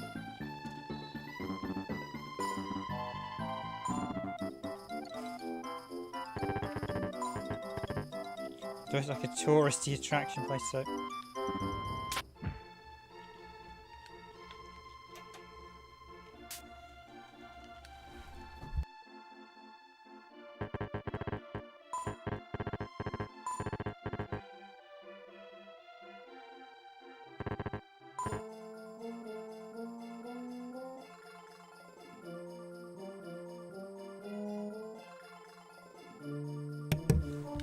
Okay, so yes, this top one is the healing item. So this is the life potion.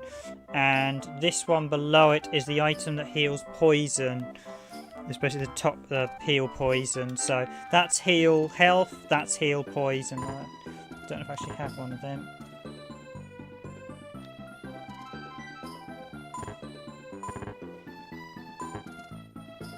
Let's buy a second one to be on the safe side.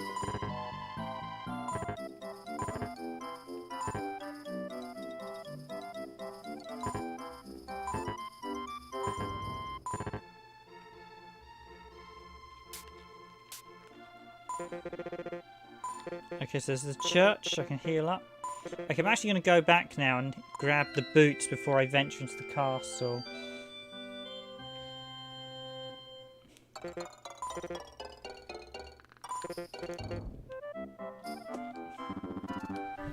So I know where I'm going now. We've got to get into the castle. Much appreciated for the likes, guy. Glad you're enjoying this stream on Lady Stalker. So basically, our journey here is now to the castle, but I'm going to go back to the village and buy the boots. I should have enough gold at this point, so...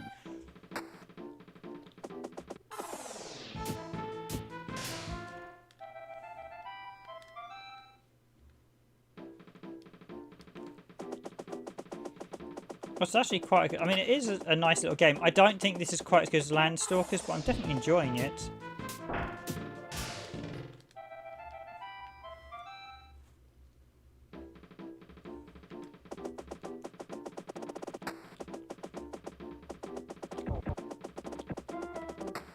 What I will do is I will round out the end of this week's stream with a look at Dark Saviour.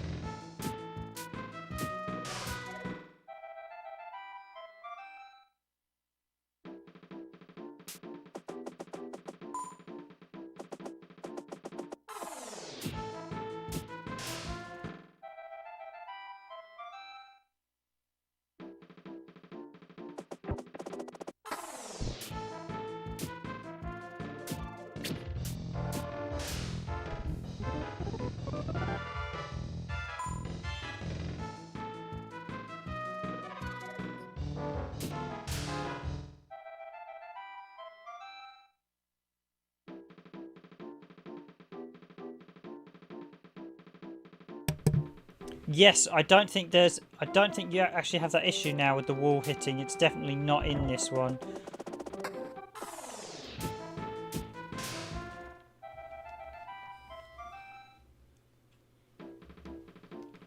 I actually gained quite a lot of gold, so I should be able to buy the boots as well, see if we can figure out what the boots' attacks are.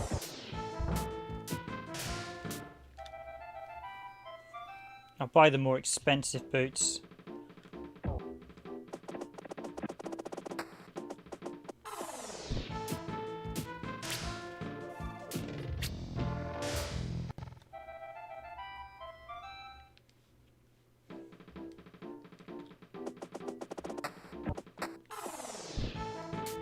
Apparently those rotten tomatoes can actually poison you.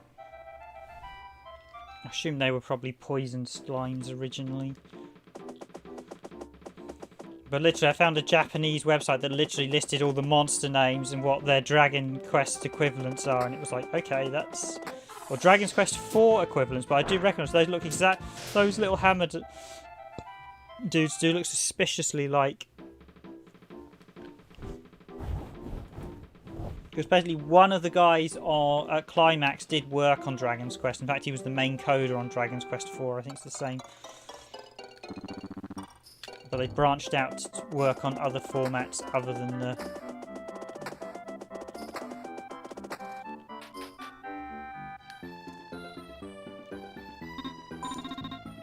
$15 gold to stay the night. Yeah, I'll upgrade my weapon before I upgrade the armor again.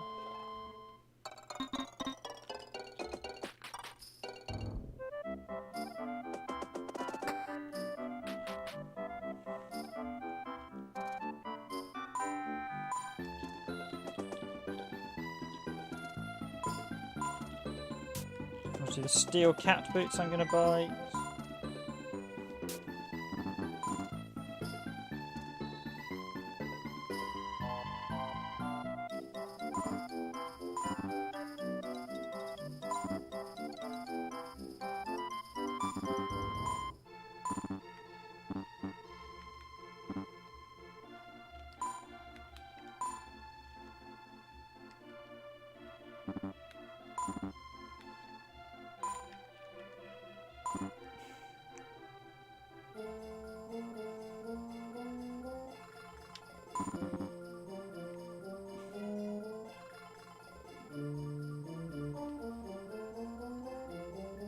No, I won't sell the whip just yet. I'll keep it for now.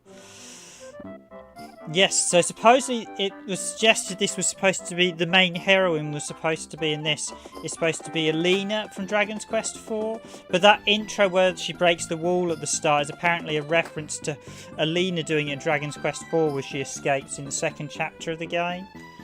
So apparently there are a few subtle nods between the two. I haven't actually played Dragon's Quest IV. I do have a copy, but I've not really played it through, so I can't really comment too much.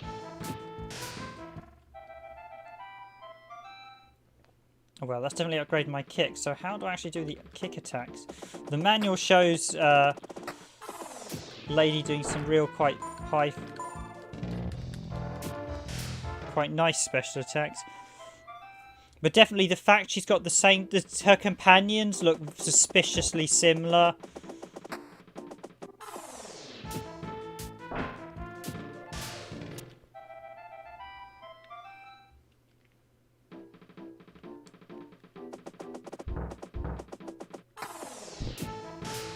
And I know some of these enemies, they look like the little hammer dudes. They look suspiciously slightly tweaked versions of the hammer guys from Dragon's Quest.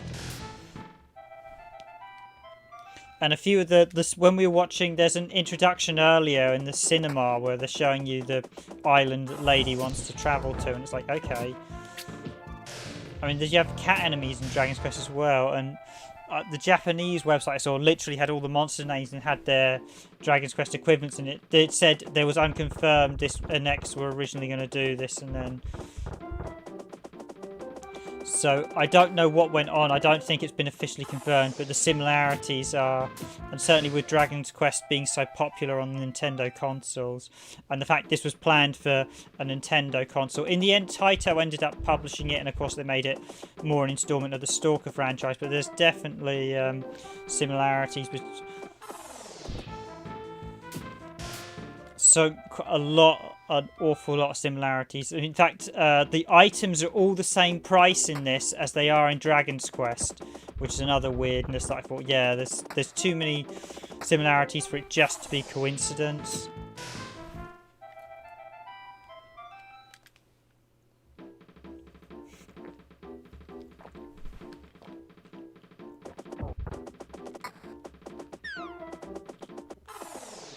It's a dead end gone the wrong way.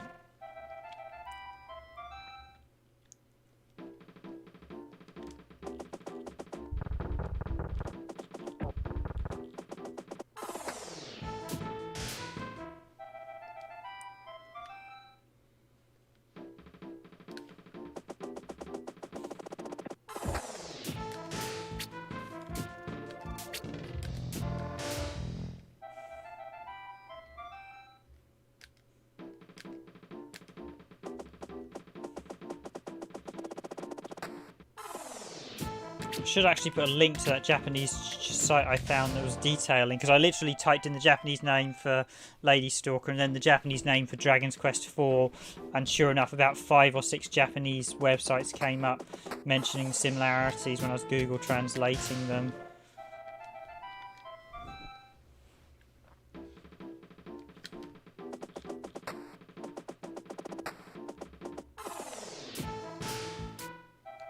the Climax, one of the Climax guys, I think is the main coder, worked on both games, so...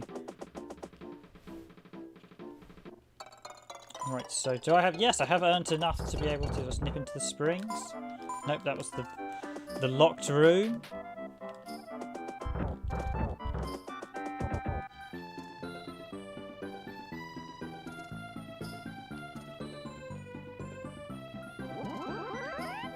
Get all healed up. Let's brave that new dungeon.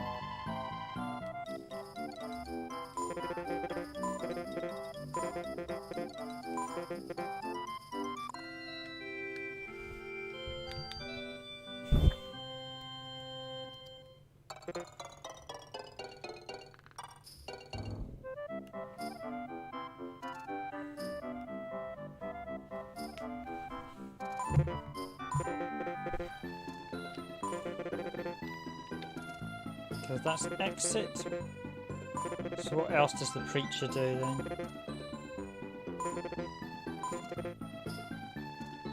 Something cure.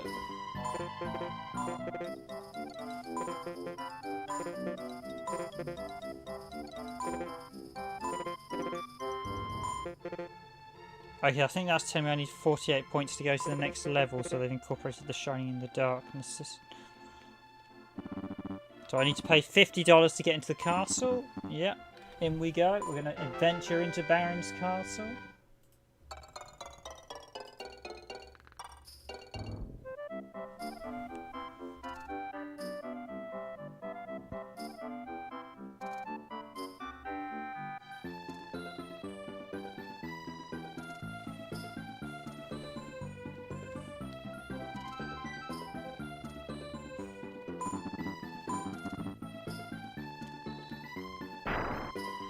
And this is apparently basically full of traps, so I've got to be really careful.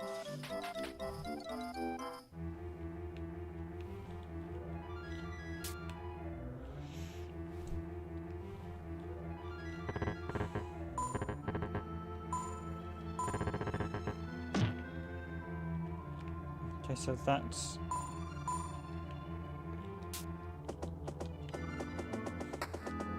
cracks in the floor.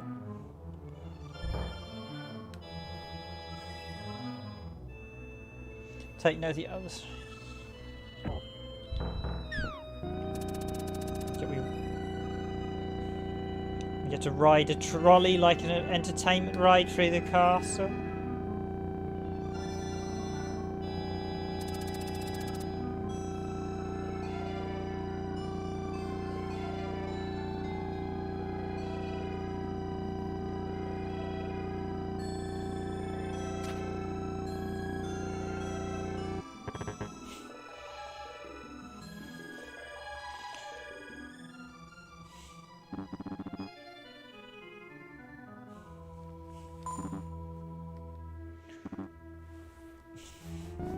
Oh dear, people gone. Yes, it looks like there's a few people in a spot of bomb.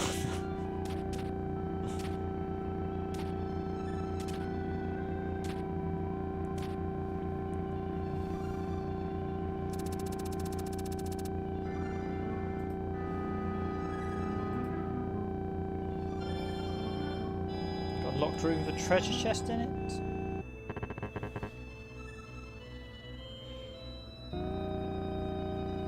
There's people trapped inside. It's not exactly your normal tourist attraction, that's for sure. Apparently we'd late to go around this area, so we can...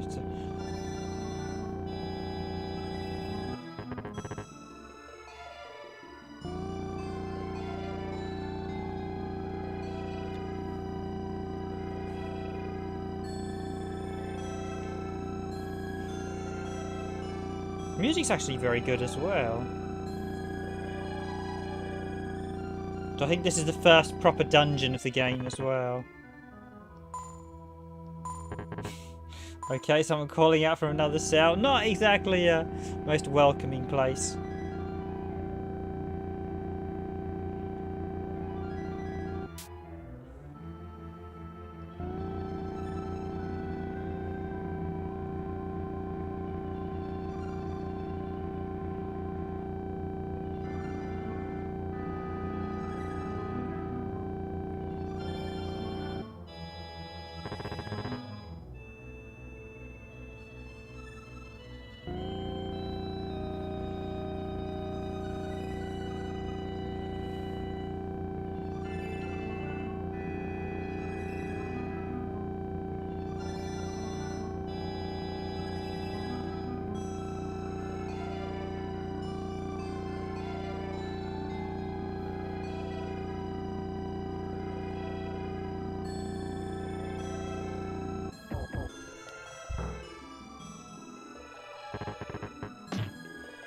Okay, so now we've had a guided tour of the place. We get to go in it. Great.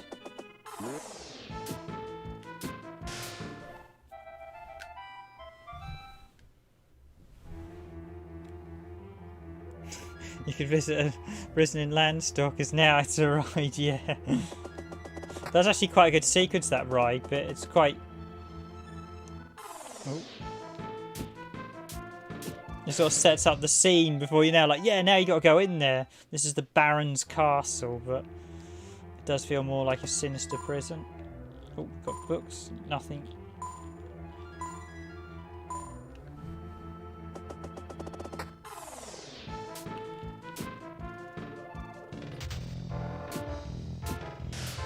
I must admit, I'm beginning to really enjoy this, actually. It's definitely got... I wouldn't say it's as good as Landstalkers, but it's a really nice game. I'll probably play till about 12, actually. Oh.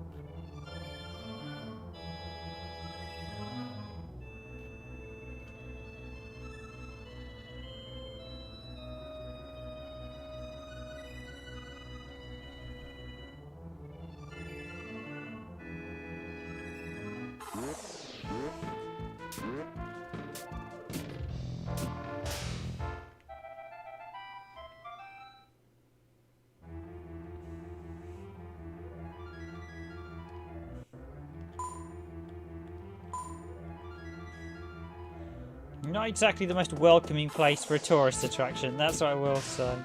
Enemies trying to take you out.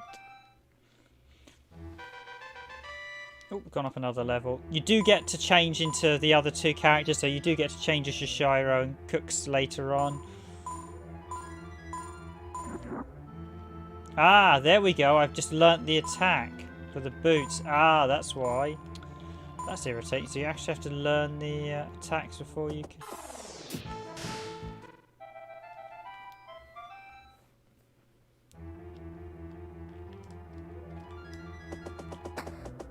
Something in those treasures. I'm just checking all these bookcases in case. So that was why you actually have to learn the special attacks. Okay.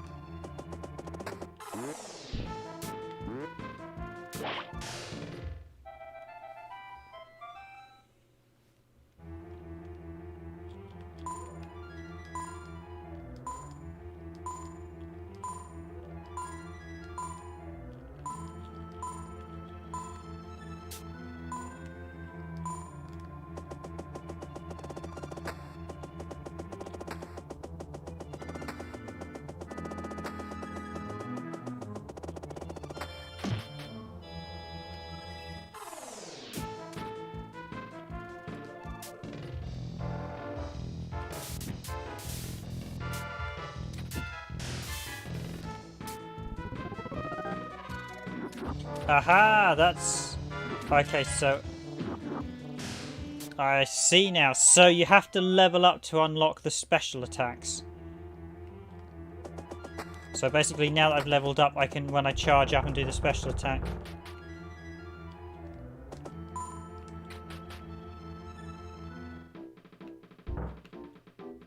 Okay, we're on the top of the castle.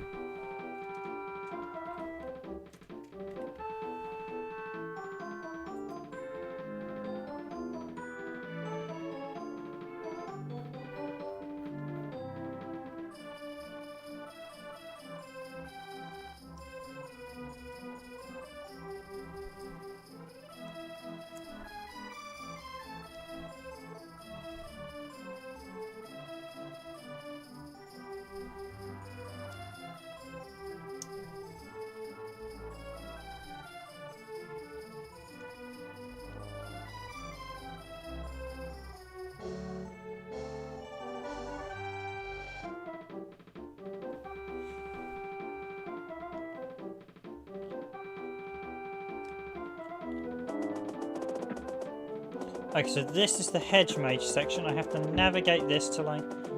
Apparently, this bit goes under the hedge mage.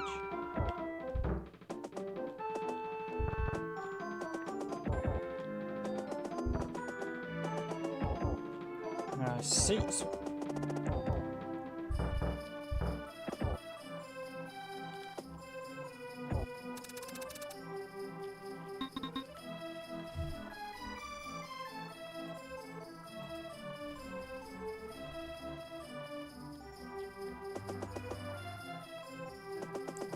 Can I get that chest? I've got to keep out lots of secret passages here, obviously.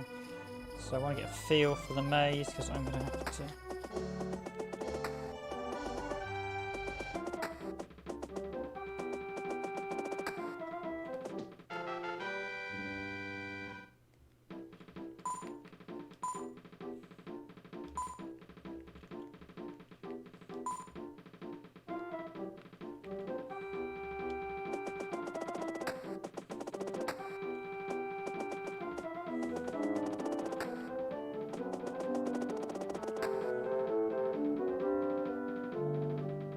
Yeah, I'm definitely feeling much more... this is actually probably a bit more throwing you into the deep end now we've had the initial tutorial sections. It's a bit more complex than I was expecting, actually. So apparently there's a boss at the end of this maze. Okay.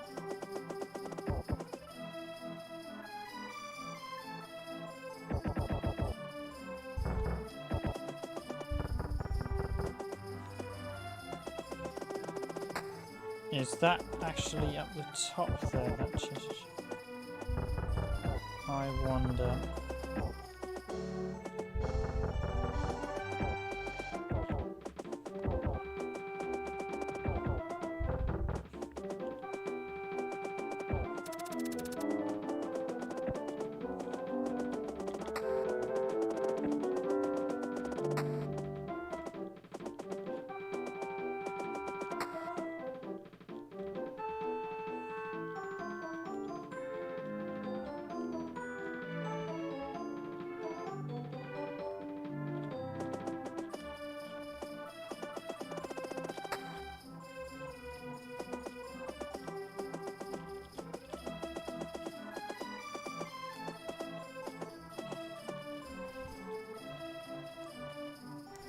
Okay, you couldn't... I thought you might be able to get into that bit from that top side, obviously not. Ah, maybe it's that passage there the little guy is blocking.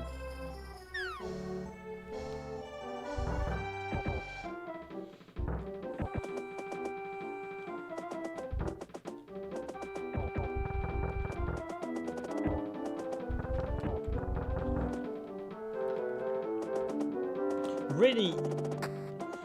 Yeah, I must admit, this is actually a very enjoyable title. I mean, it's probably not... It probably will have its detractors. It certainly does have a few flaws compared to the original Landstalkers.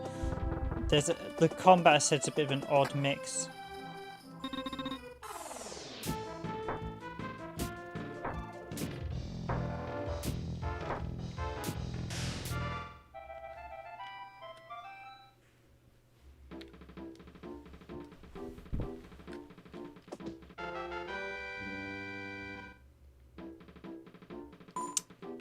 Okay, I need to sell some gear, don't I?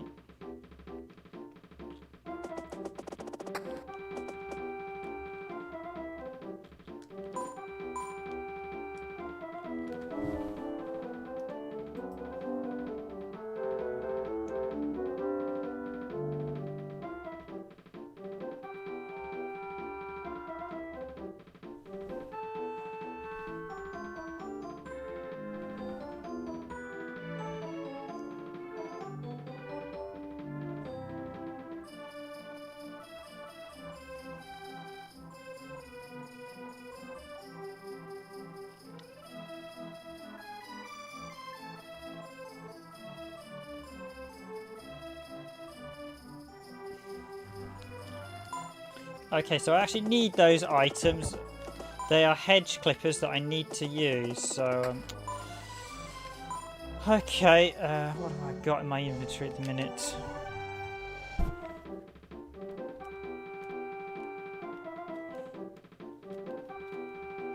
I have 2 of the same item, don't I?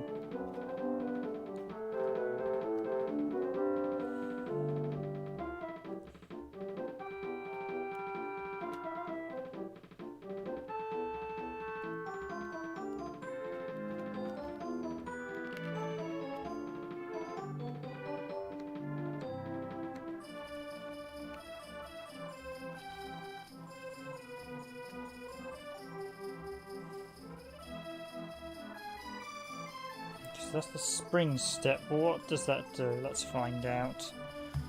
What's using items randomly might not.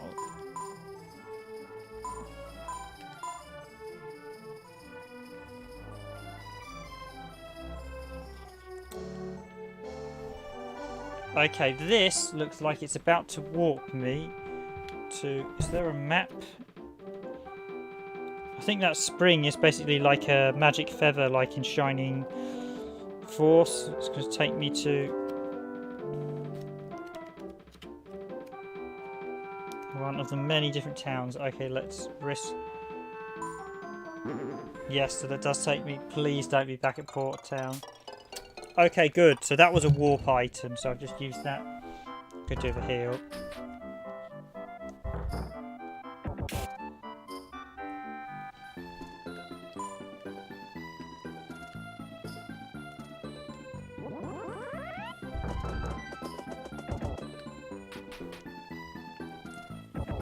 So if you're playing a Japanese RPG, don't understand stuff, just use it and figure it out. So I now know that that item will warp. It's a warp item. That's the spring item.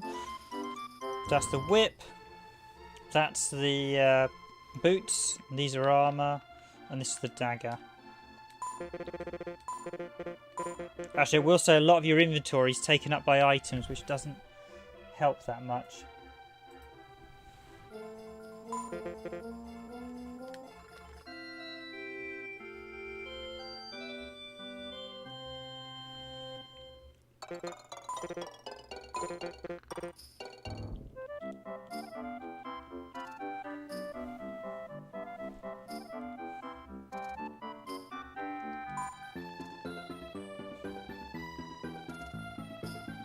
Actually, you know what, I'm going to walk back and power boots. Yeah, they're power boots. I'm going to sell the whip, seeing as it's quite a margin down and I need the space. Actually, do I have any of the permanent up items? There are a couple of them that appear to be permanent upgrades. Let me just check. And if they are, I should probably use them.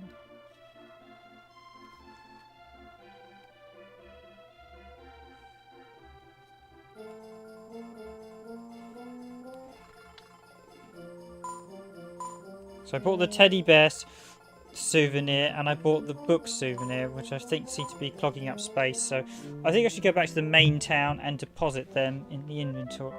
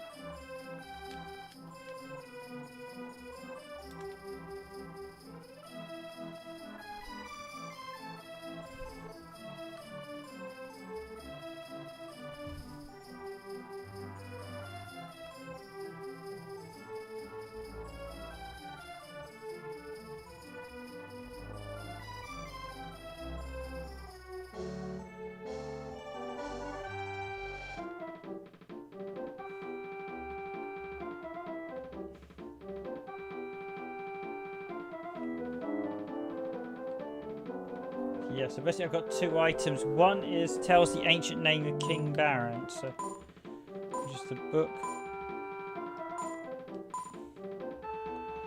Oh yes, it's actually got Baron there. Oh, it tells his history basically.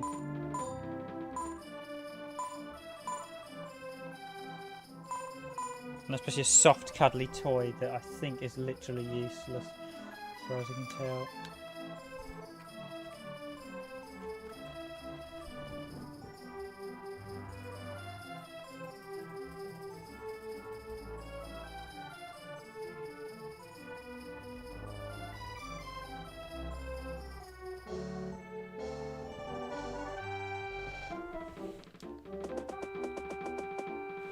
Just actually read what the soft, cuddly toy says it does in the manual.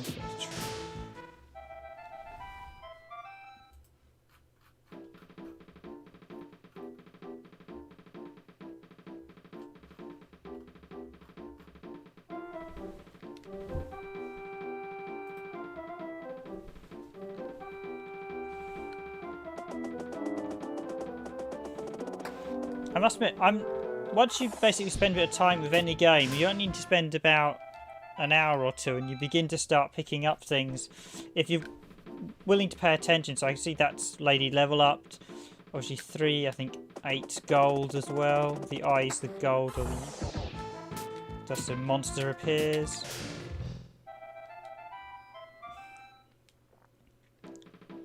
Got 5 XP, 8 gold.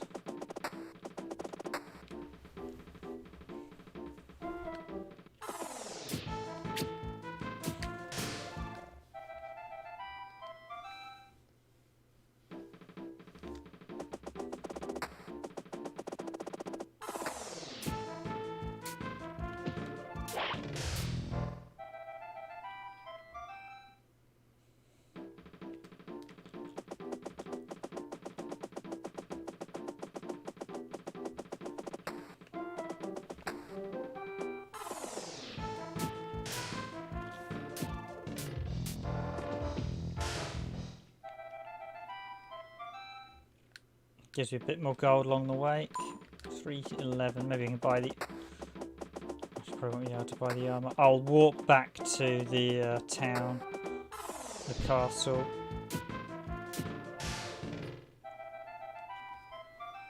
But hopefully you guys have all been enjoying this stream tonight. It's certainly been quite good fun actually playing Lady Stalker.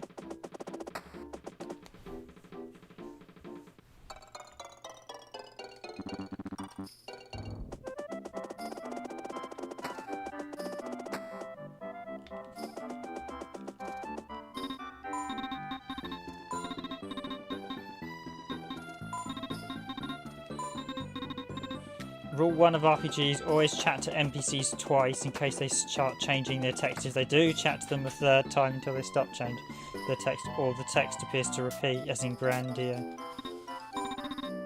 Yes, I want to use 15 gold to rest for the inn at the night.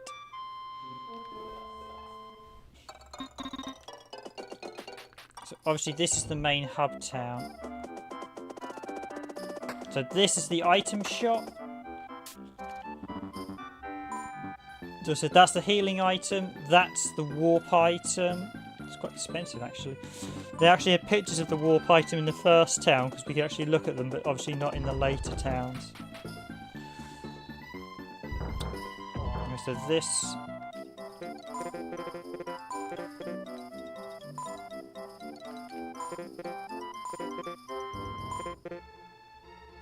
So this is going to put them into storage and that one in storage.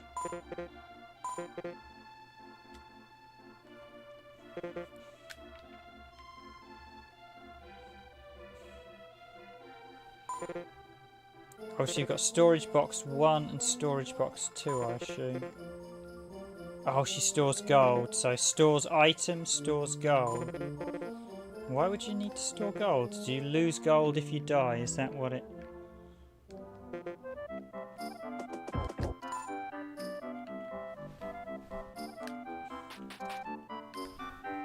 I'll actually buy another warp item.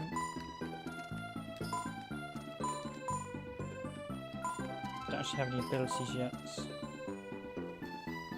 Yeah, So I'll buy another warp item and then warp back.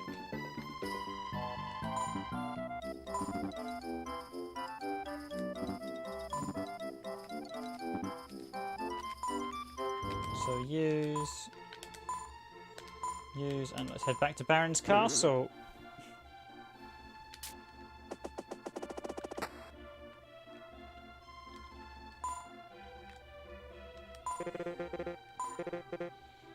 Just save the game.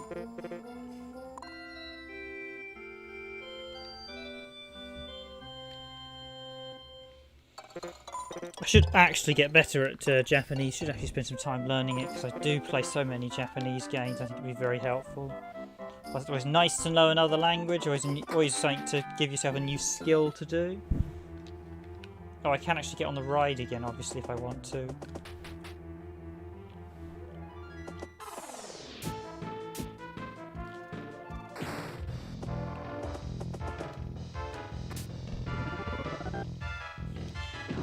So yeah, we can get out the kick, but only once you do the charge.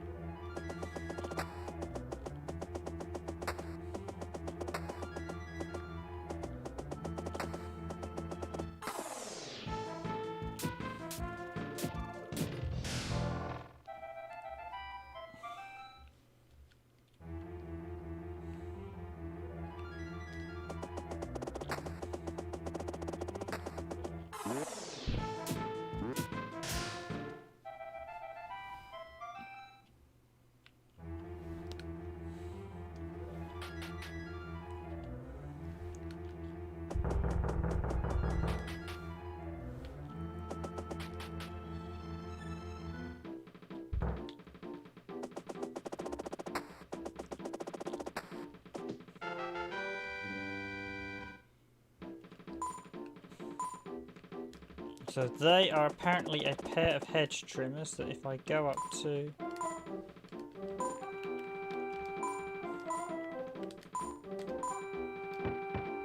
Seems a bit pointless the fact you have to use them. You must just give them play. Once they have them in their inventory, just let them use them automatically, I suppose.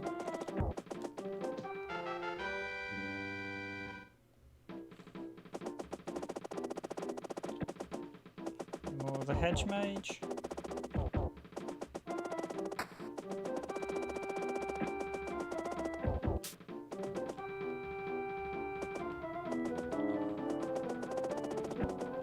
Goes through the maze, let's chase the little fella down.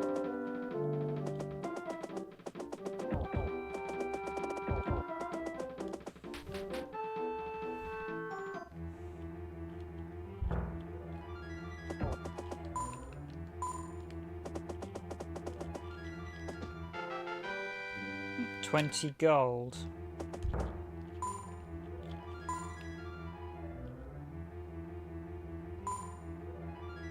Okay, so this lets me save my game. Okay.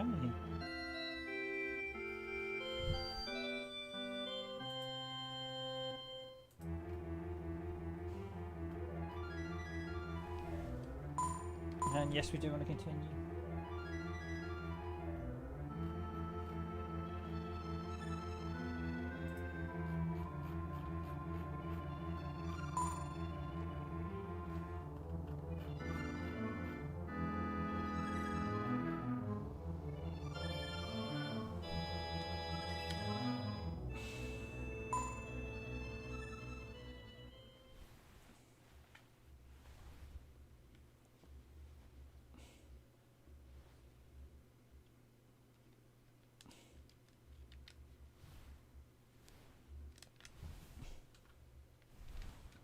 Okay, that would not let me quit out. Despite the fact I was saying...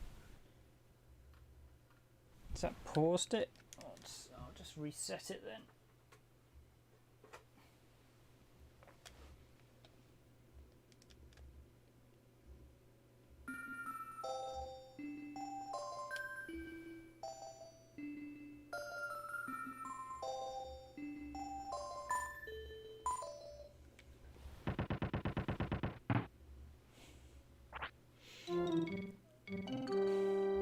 Lady Stalker, the Apocalypse engine. Obviously that plays every time you load a save file.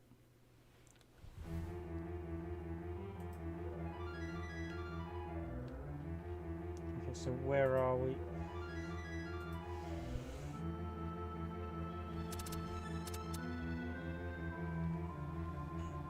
Statue.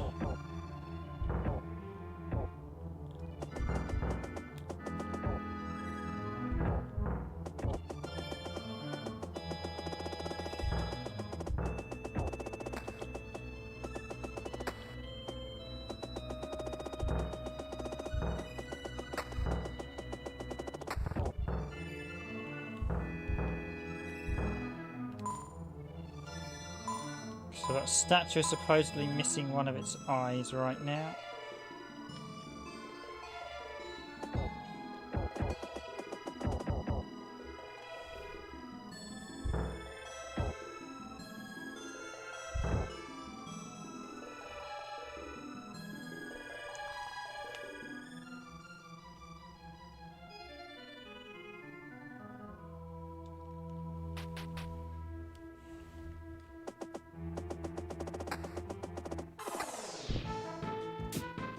A weird boomerang enemy.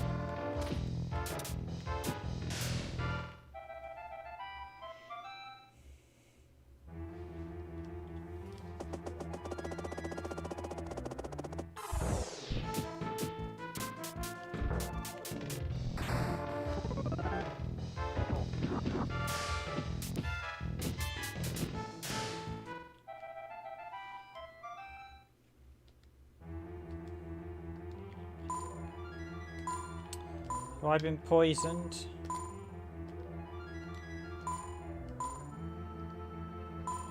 Just low damage.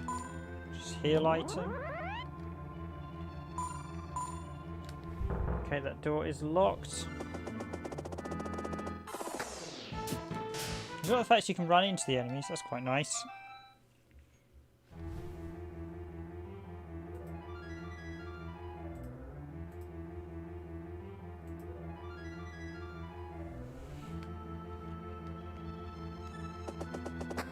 So we've got a green door. I think so there's a locked blue door around here as well. Okay.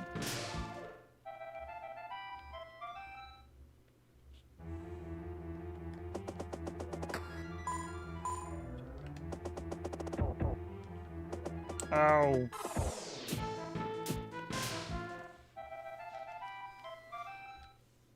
Shouldn't run off there.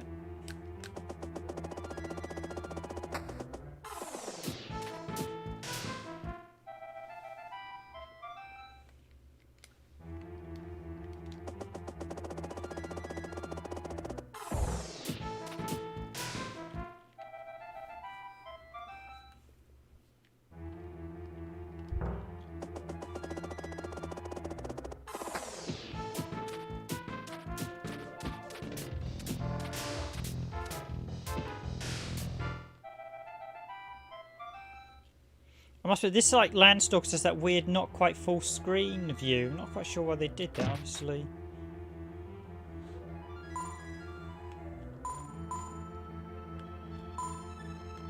Oh, I got an item there, didn't I? Something's missing from the bookcase.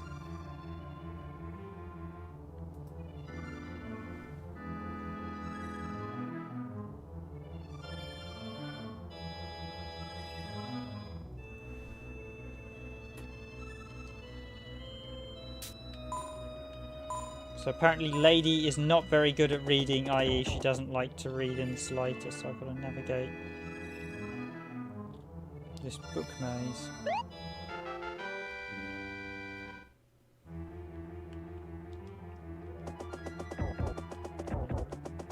Oh, is there something down in this corner? Nope.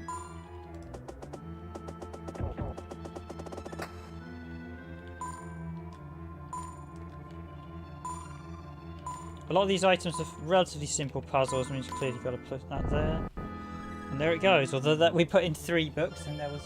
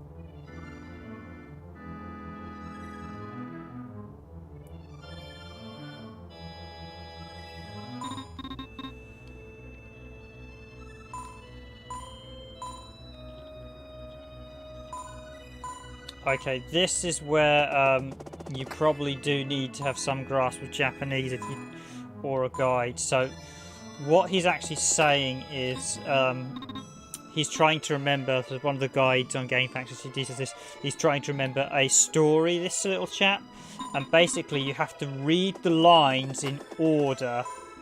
So all of these are little lines in orders to get the story.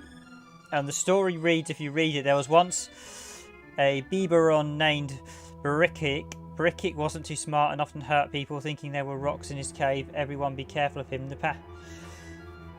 But you've got to read it in order, although that might be a little bit of an abbreviated version of the story. I suspect it. So I need to read them in 1, 2, 3, 4, 5, 6. So I need to read 6. 5, 4 next.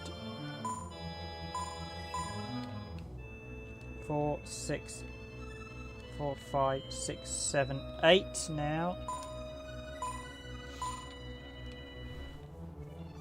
I need to read 1 now.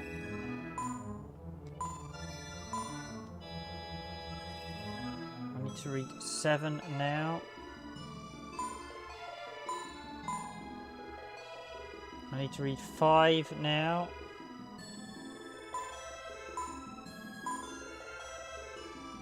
And last I need to read 3, and then I need to read 2. So 1, 2, 3.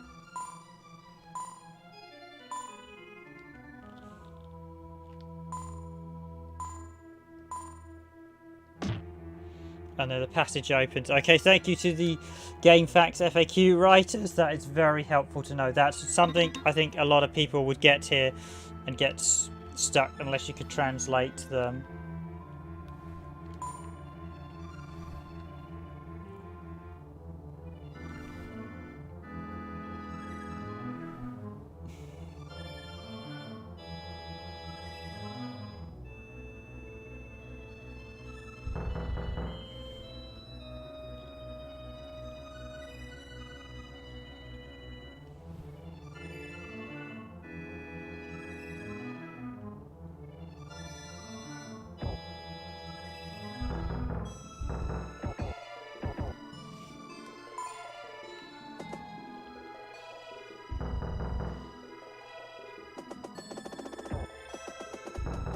Okay, I do like the way this got a massive spirally staircase. Okay.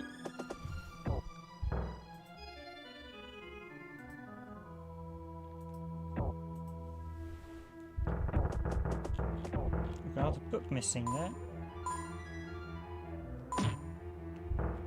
Okay, that's why.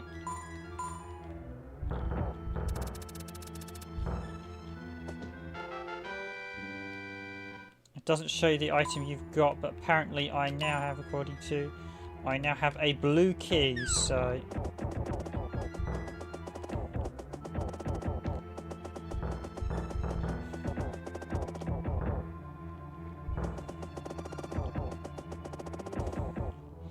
I mean basically you could probably figure out you had to press the books in that case in order, but it would just be a very long exercise and trial of error. And bearing in mind there's 8 possible combinations, that means you have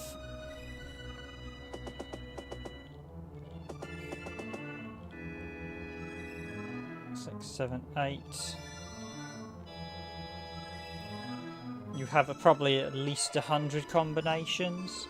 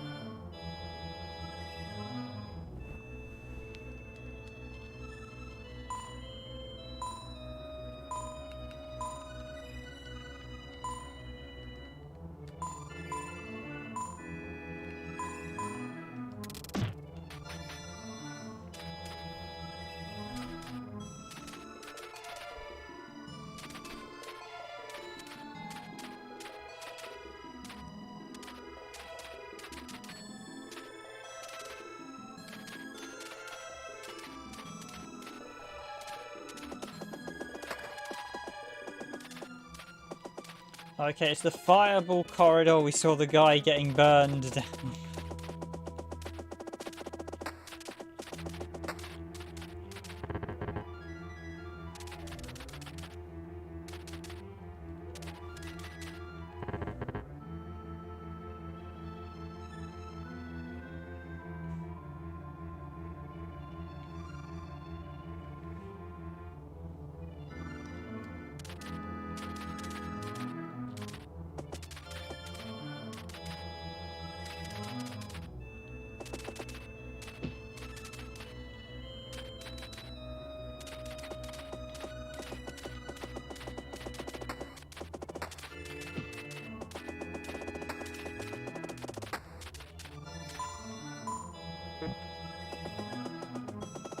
Okay, we just switched off all the fireballs. Yes, we have. Unfortunately, that other...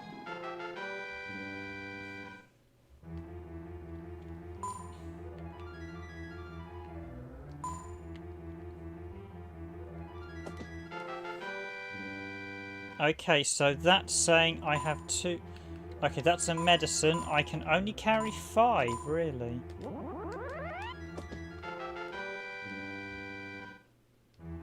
Okay, so you can only have 5 medicine in this, so I think you could 10 Eka in... So we deactivated the switch so all the fireballs are stopped. Obviously that other guy we saw... Where did we see that other guy? Yep. He didn't make it, alas.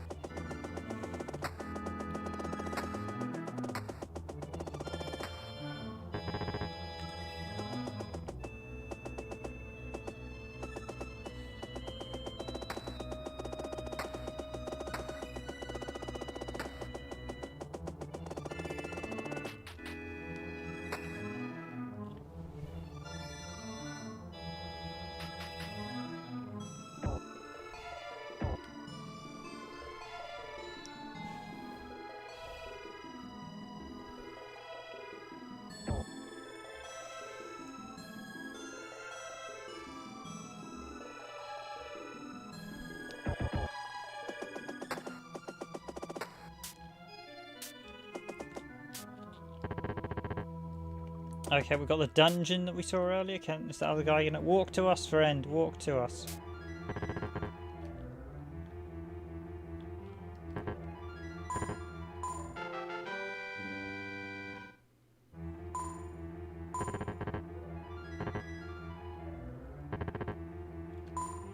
I think he was also giving us some medicine, but I don't need another medicine.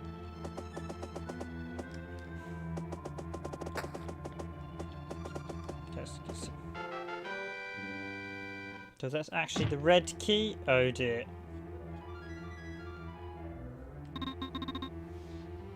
Oh, he's actually laughing. I believe that's hee hee hee. I've got you now.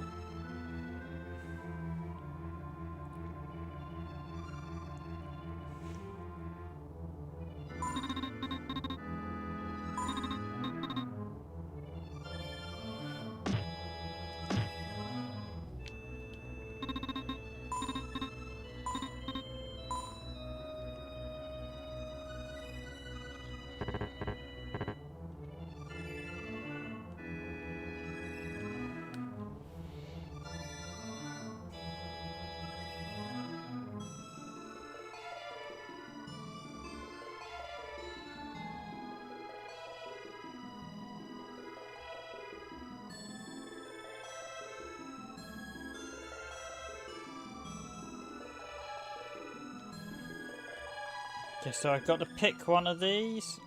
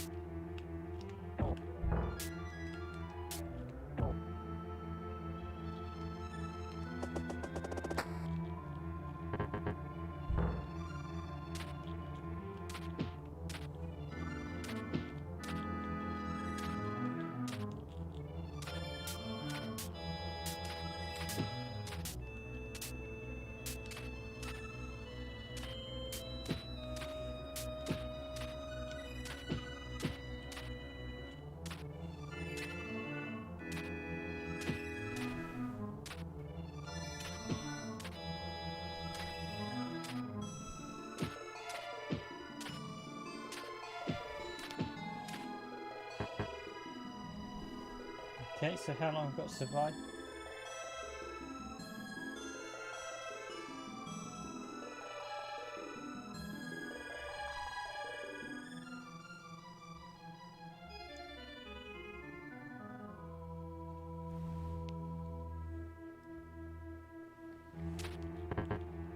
Okay, just dodge fireballs.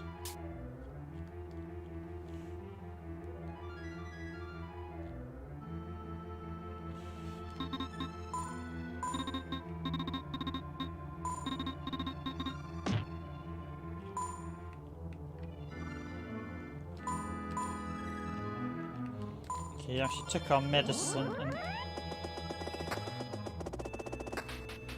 so we couldn't heal up, so this.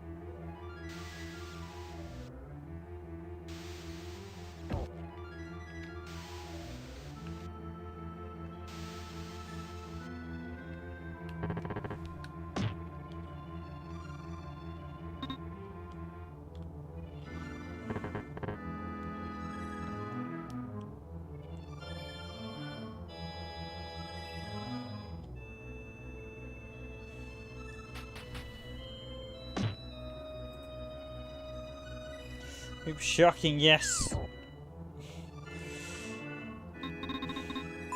There's quite nice traps in here. We've got to figure them all out.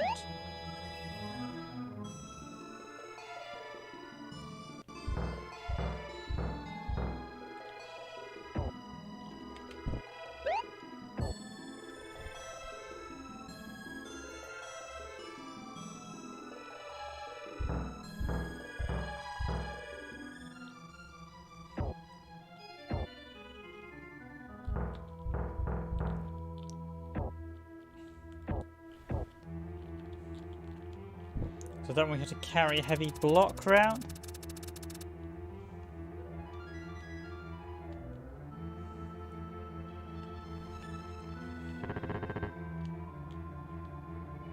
Okay, so this is, I think, is the 5th test.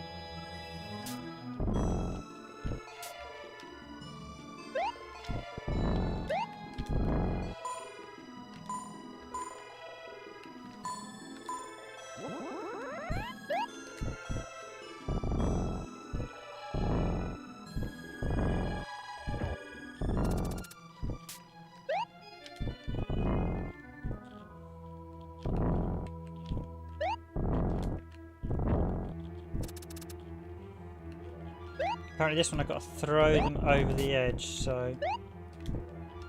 Oh, come on.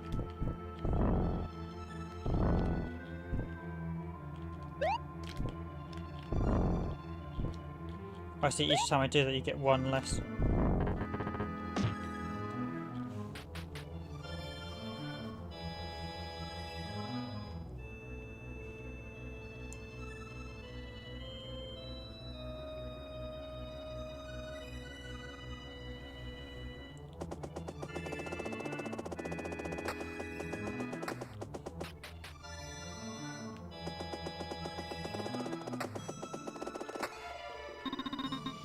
So we've escaped the dungeon, and we now have the red key. That's an interesting little trial section. This guy was giving us health before, yes.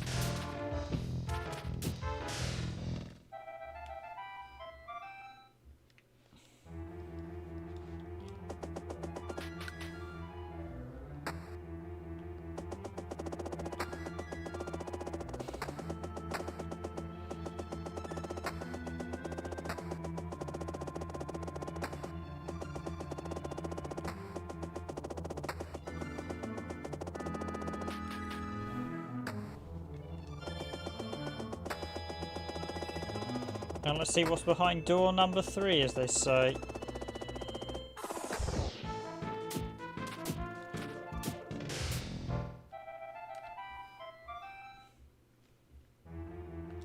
It's actually come quite good. This is a big dungeon. This really is a big dungeon, so... Okay, that's the red key. Oh, we're at the wine cellar.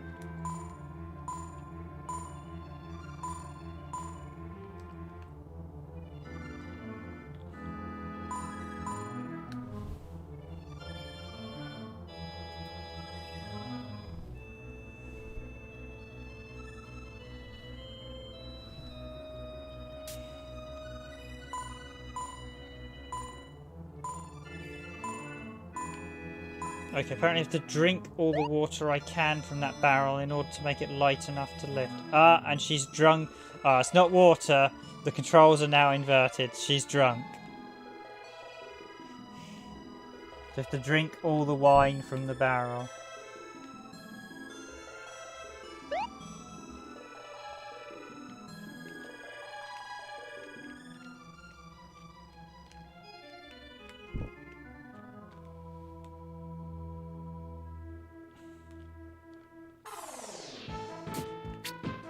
My controls are inverted while I'm trying to fight enemies at the minute because obviously she's a little bit tipsy.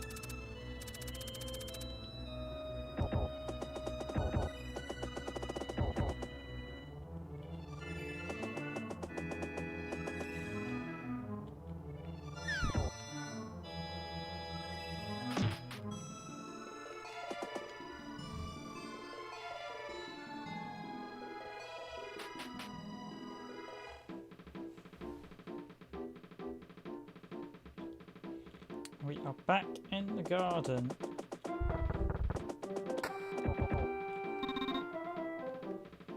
Medicine antidote.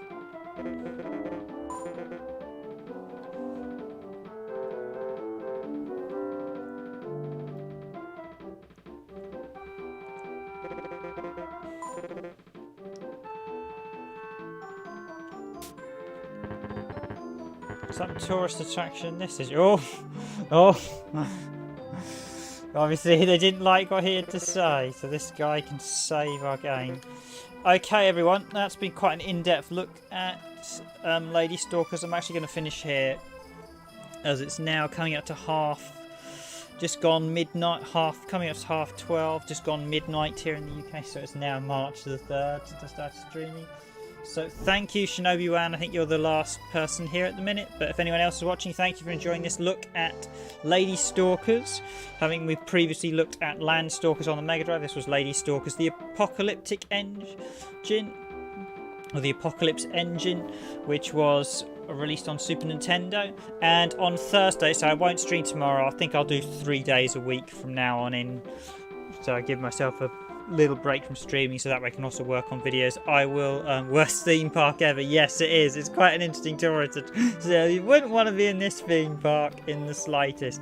So thank you, Shinobi Wan, for being here. Thanks again to my commentators, MSD, Nykoden R, and of course Matt Maloney. I will actually look at Dark Savior, the third game in Climax's isometric trilogy. I will take a stream of that on Thursday, so you can all come back and enjoy it. Hopefully come back and enjoy a look at the third and final game in that trilogy, which is it's an interesting trilogy. I think this is probably the weakest game, but it's not a bad game by any stretch of the way. It's quite enjoyable. I've been quite enjoying it. I think it's not quite as...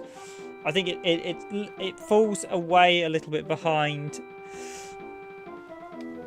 Landstalkers, but I think it's very good. Yeah, I might actually properly play through this and then do something on the channel on it, because I'm quite enjoying this. And a couple of games I would like to do slightly more longer streams, not streams or slightly longer videos. So I'll think about maybe perhaps doing a playthrough on something like this, because I don't think looking at the guides, I don't think this is that big a game.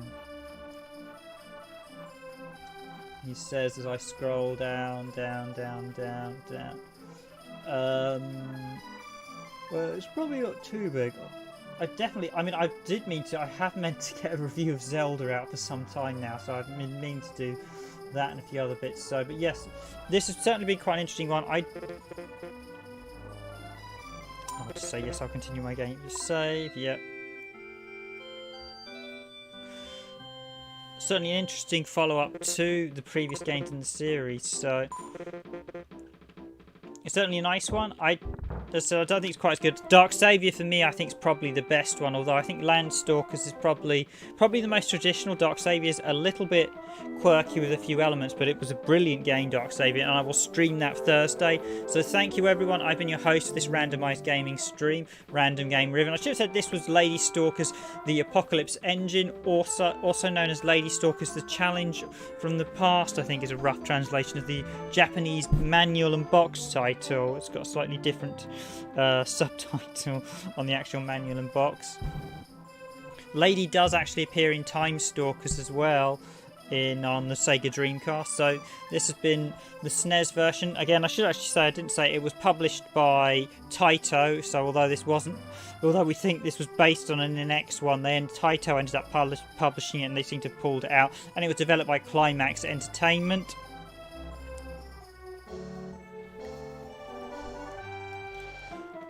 And it was originally released, quite a late Super Nintendo game as well, released in 1995. It's definitely a nice little sort of action adventure game. It's quite enjoyable. It's not, the puzzles aren't too hard, but I think if you don't have an understanding of Japanese, you might run into a few issues.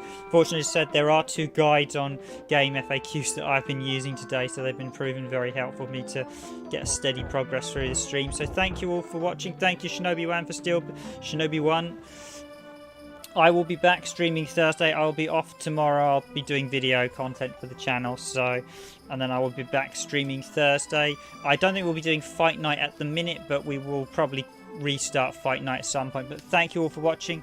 I've been your host for this randomised gaming stream, and if you're still watching and haven't already subscribed to the channel, please do consider subscribing to our content, and also please do hit that like button if you haven't already. Much appreciated to everyone who probably has already hit the like button, enjoyed. This has been, as said, Lady Stalkers, the Apocalypse Engine on Super Nintendo or Super Famicom, as it was never released outside of Japan, sadly.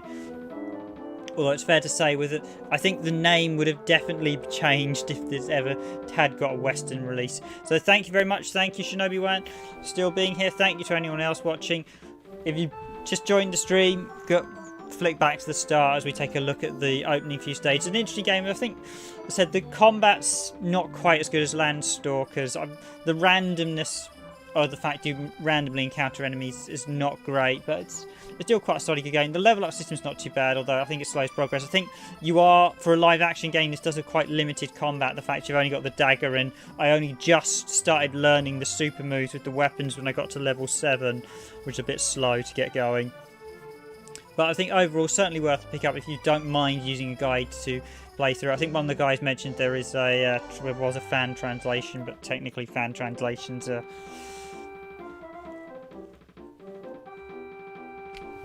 not strictly legal to actually stream, because you have to pay. You technically haven't paid for the license to play the translated version. The translators have translated the games without the developer's position. I used to actually I did used to handle localization, so I'm aware of the actual legal stuff on some of the issues. So it actually helped translate a few games as well in the past. But that has been Lady Stalkers. I do hope you enjoyed this stream, and I will be back Thursday looking at the 3rd and final game, Dark Savior, in this trilogy. Okay, that's it from now. Have a good night, everyone, and I will see you all on Thursdays. Bye, everyone.